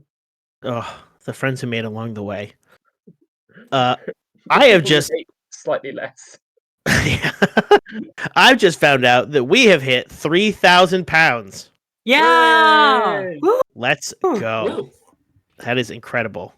With As some a reward, donation. we will be streaming for another day after this. Exactly. So He we're just only unlocked this. It's incredible. We got 25 pounds from Anonymous and 31 pounds from Maka, who says, "Don't mind me, just filling up my bingo card." As people have said, we've defeated the power of capitalism by raising money for medical aid for Palestinians. So thank you all. That is incredible. As we go out, I want to get a little vignette of Nikki. How's it going for you? How's this party for Nikki? I think Nikki has a good night, Yeah. like a really good night, but like going a little bit long term, right? Here, because that blog stuff. Yeah, sure. I think Nikki continues. You know, they wake up and they go to the radio station. And they find it's closed. And then I think they start a Patreon for a new podcast they have. And I think it's like semi-successful, but I think over time they find themselves growing more distant from the town because no one in the town understands how to work a podcasting service. Yeah. Like the local community, like Nikki talked about, like being a part of the community and stuff, And I think he just slowly loses touch of that until he moves one day. But yeah, he had a good night. He had a great night. Mm-hmm. Abandoned Lot. What about you? I think that one day after the destruction of the factory, I think Salad Surprise goes back to the wreckage and finds like the default license plate on the giant transformer mech, and then carries it and brings it over to the abandoned lot on the corner of Main Street and Torrance. And I think there is a new item at the abandoned lot. I don't think that. I think what changes for the abandoned lot's life is a feeling of loneliness and literal abandonment to a feeling of loneliness and contentedness, like solace. Like, this is what I'm supposed to be. That's very sweet. Juniper, what about you? Yeah, Juniper one has different nightmares. That's fun. But I think the big thing was like a tiny moment in here for Juniper that like changed her life from the rest of it is I think she actually like starts hanging out with the Bakers more. She was kind of in her own solitary place. And I think one way she's getting back out there is joining the Bakers, trying to be part of that community instead of just trying to do it through her job. And then there's probably like a scene of like after, whatever Baker hang out, she goes and like hangs out in the lot instead of just going to the lot that night. That's great. And finally, the wife. All the wives are very relieved, first of all, that town is safe and are helping clean up all the stuff they put out on the streets. I think notably, not just housewife is at the baking event, but also Rebel Wife, just because she wants to check if there's another opportunity to talk to Juniper and maybe follow up on that offer that she made earlier. Well, there we go. And that is Absurdia. Yay! Here's our bingo card. Oh. Ooh, okay. Pretty good. Mm-hmm. Poor choices were made. Honestly, yeah. Not overall, yeah, non-mech game turned into a mech game. That's very fair. No, that was great. Thank you all. Thank you all for playing. That was a real delight. I knew this was going to be a weird one, but you all knocked it out of the park with your weird little freaks. And I'm in. Thank you for hosting, Jake. This was thank such you a so great. much, Jake. And a great pitch. This is very fun. Cool. And again, once again, we'll be streaming. This is just I think we're basically halfway through our 72-hour live stream. So stick with us. We're going to be now. We've hit our goal. We're just going to keep raising money for medical aid for Palestinians. Up next is Elf with a 10-page backstory, which I'm very excited to see what they're going to get up to. And I think with that, unless anybody has anything else, I think that's it for us. I want to say thanks to Quinn Majeski, the author of this game. Yes. Yes. Mm-hmm. Yes. This has been on my to-play radar for a very long time, and I'm very glad to have played it with you all. This is precisely my weirdo type of game where you get to play a guy who's an evangelist for the economy. Oh, so good. Also, thank you, Cindy, for doing all of our hosting and streaming and tech stuff. And again, thank you all to all the organizers of the stream. This is all volunteer run, and we're doing it for a good cause. Just a really, really great community, and I really appreciate everybody's help and support. Yeah, thanks.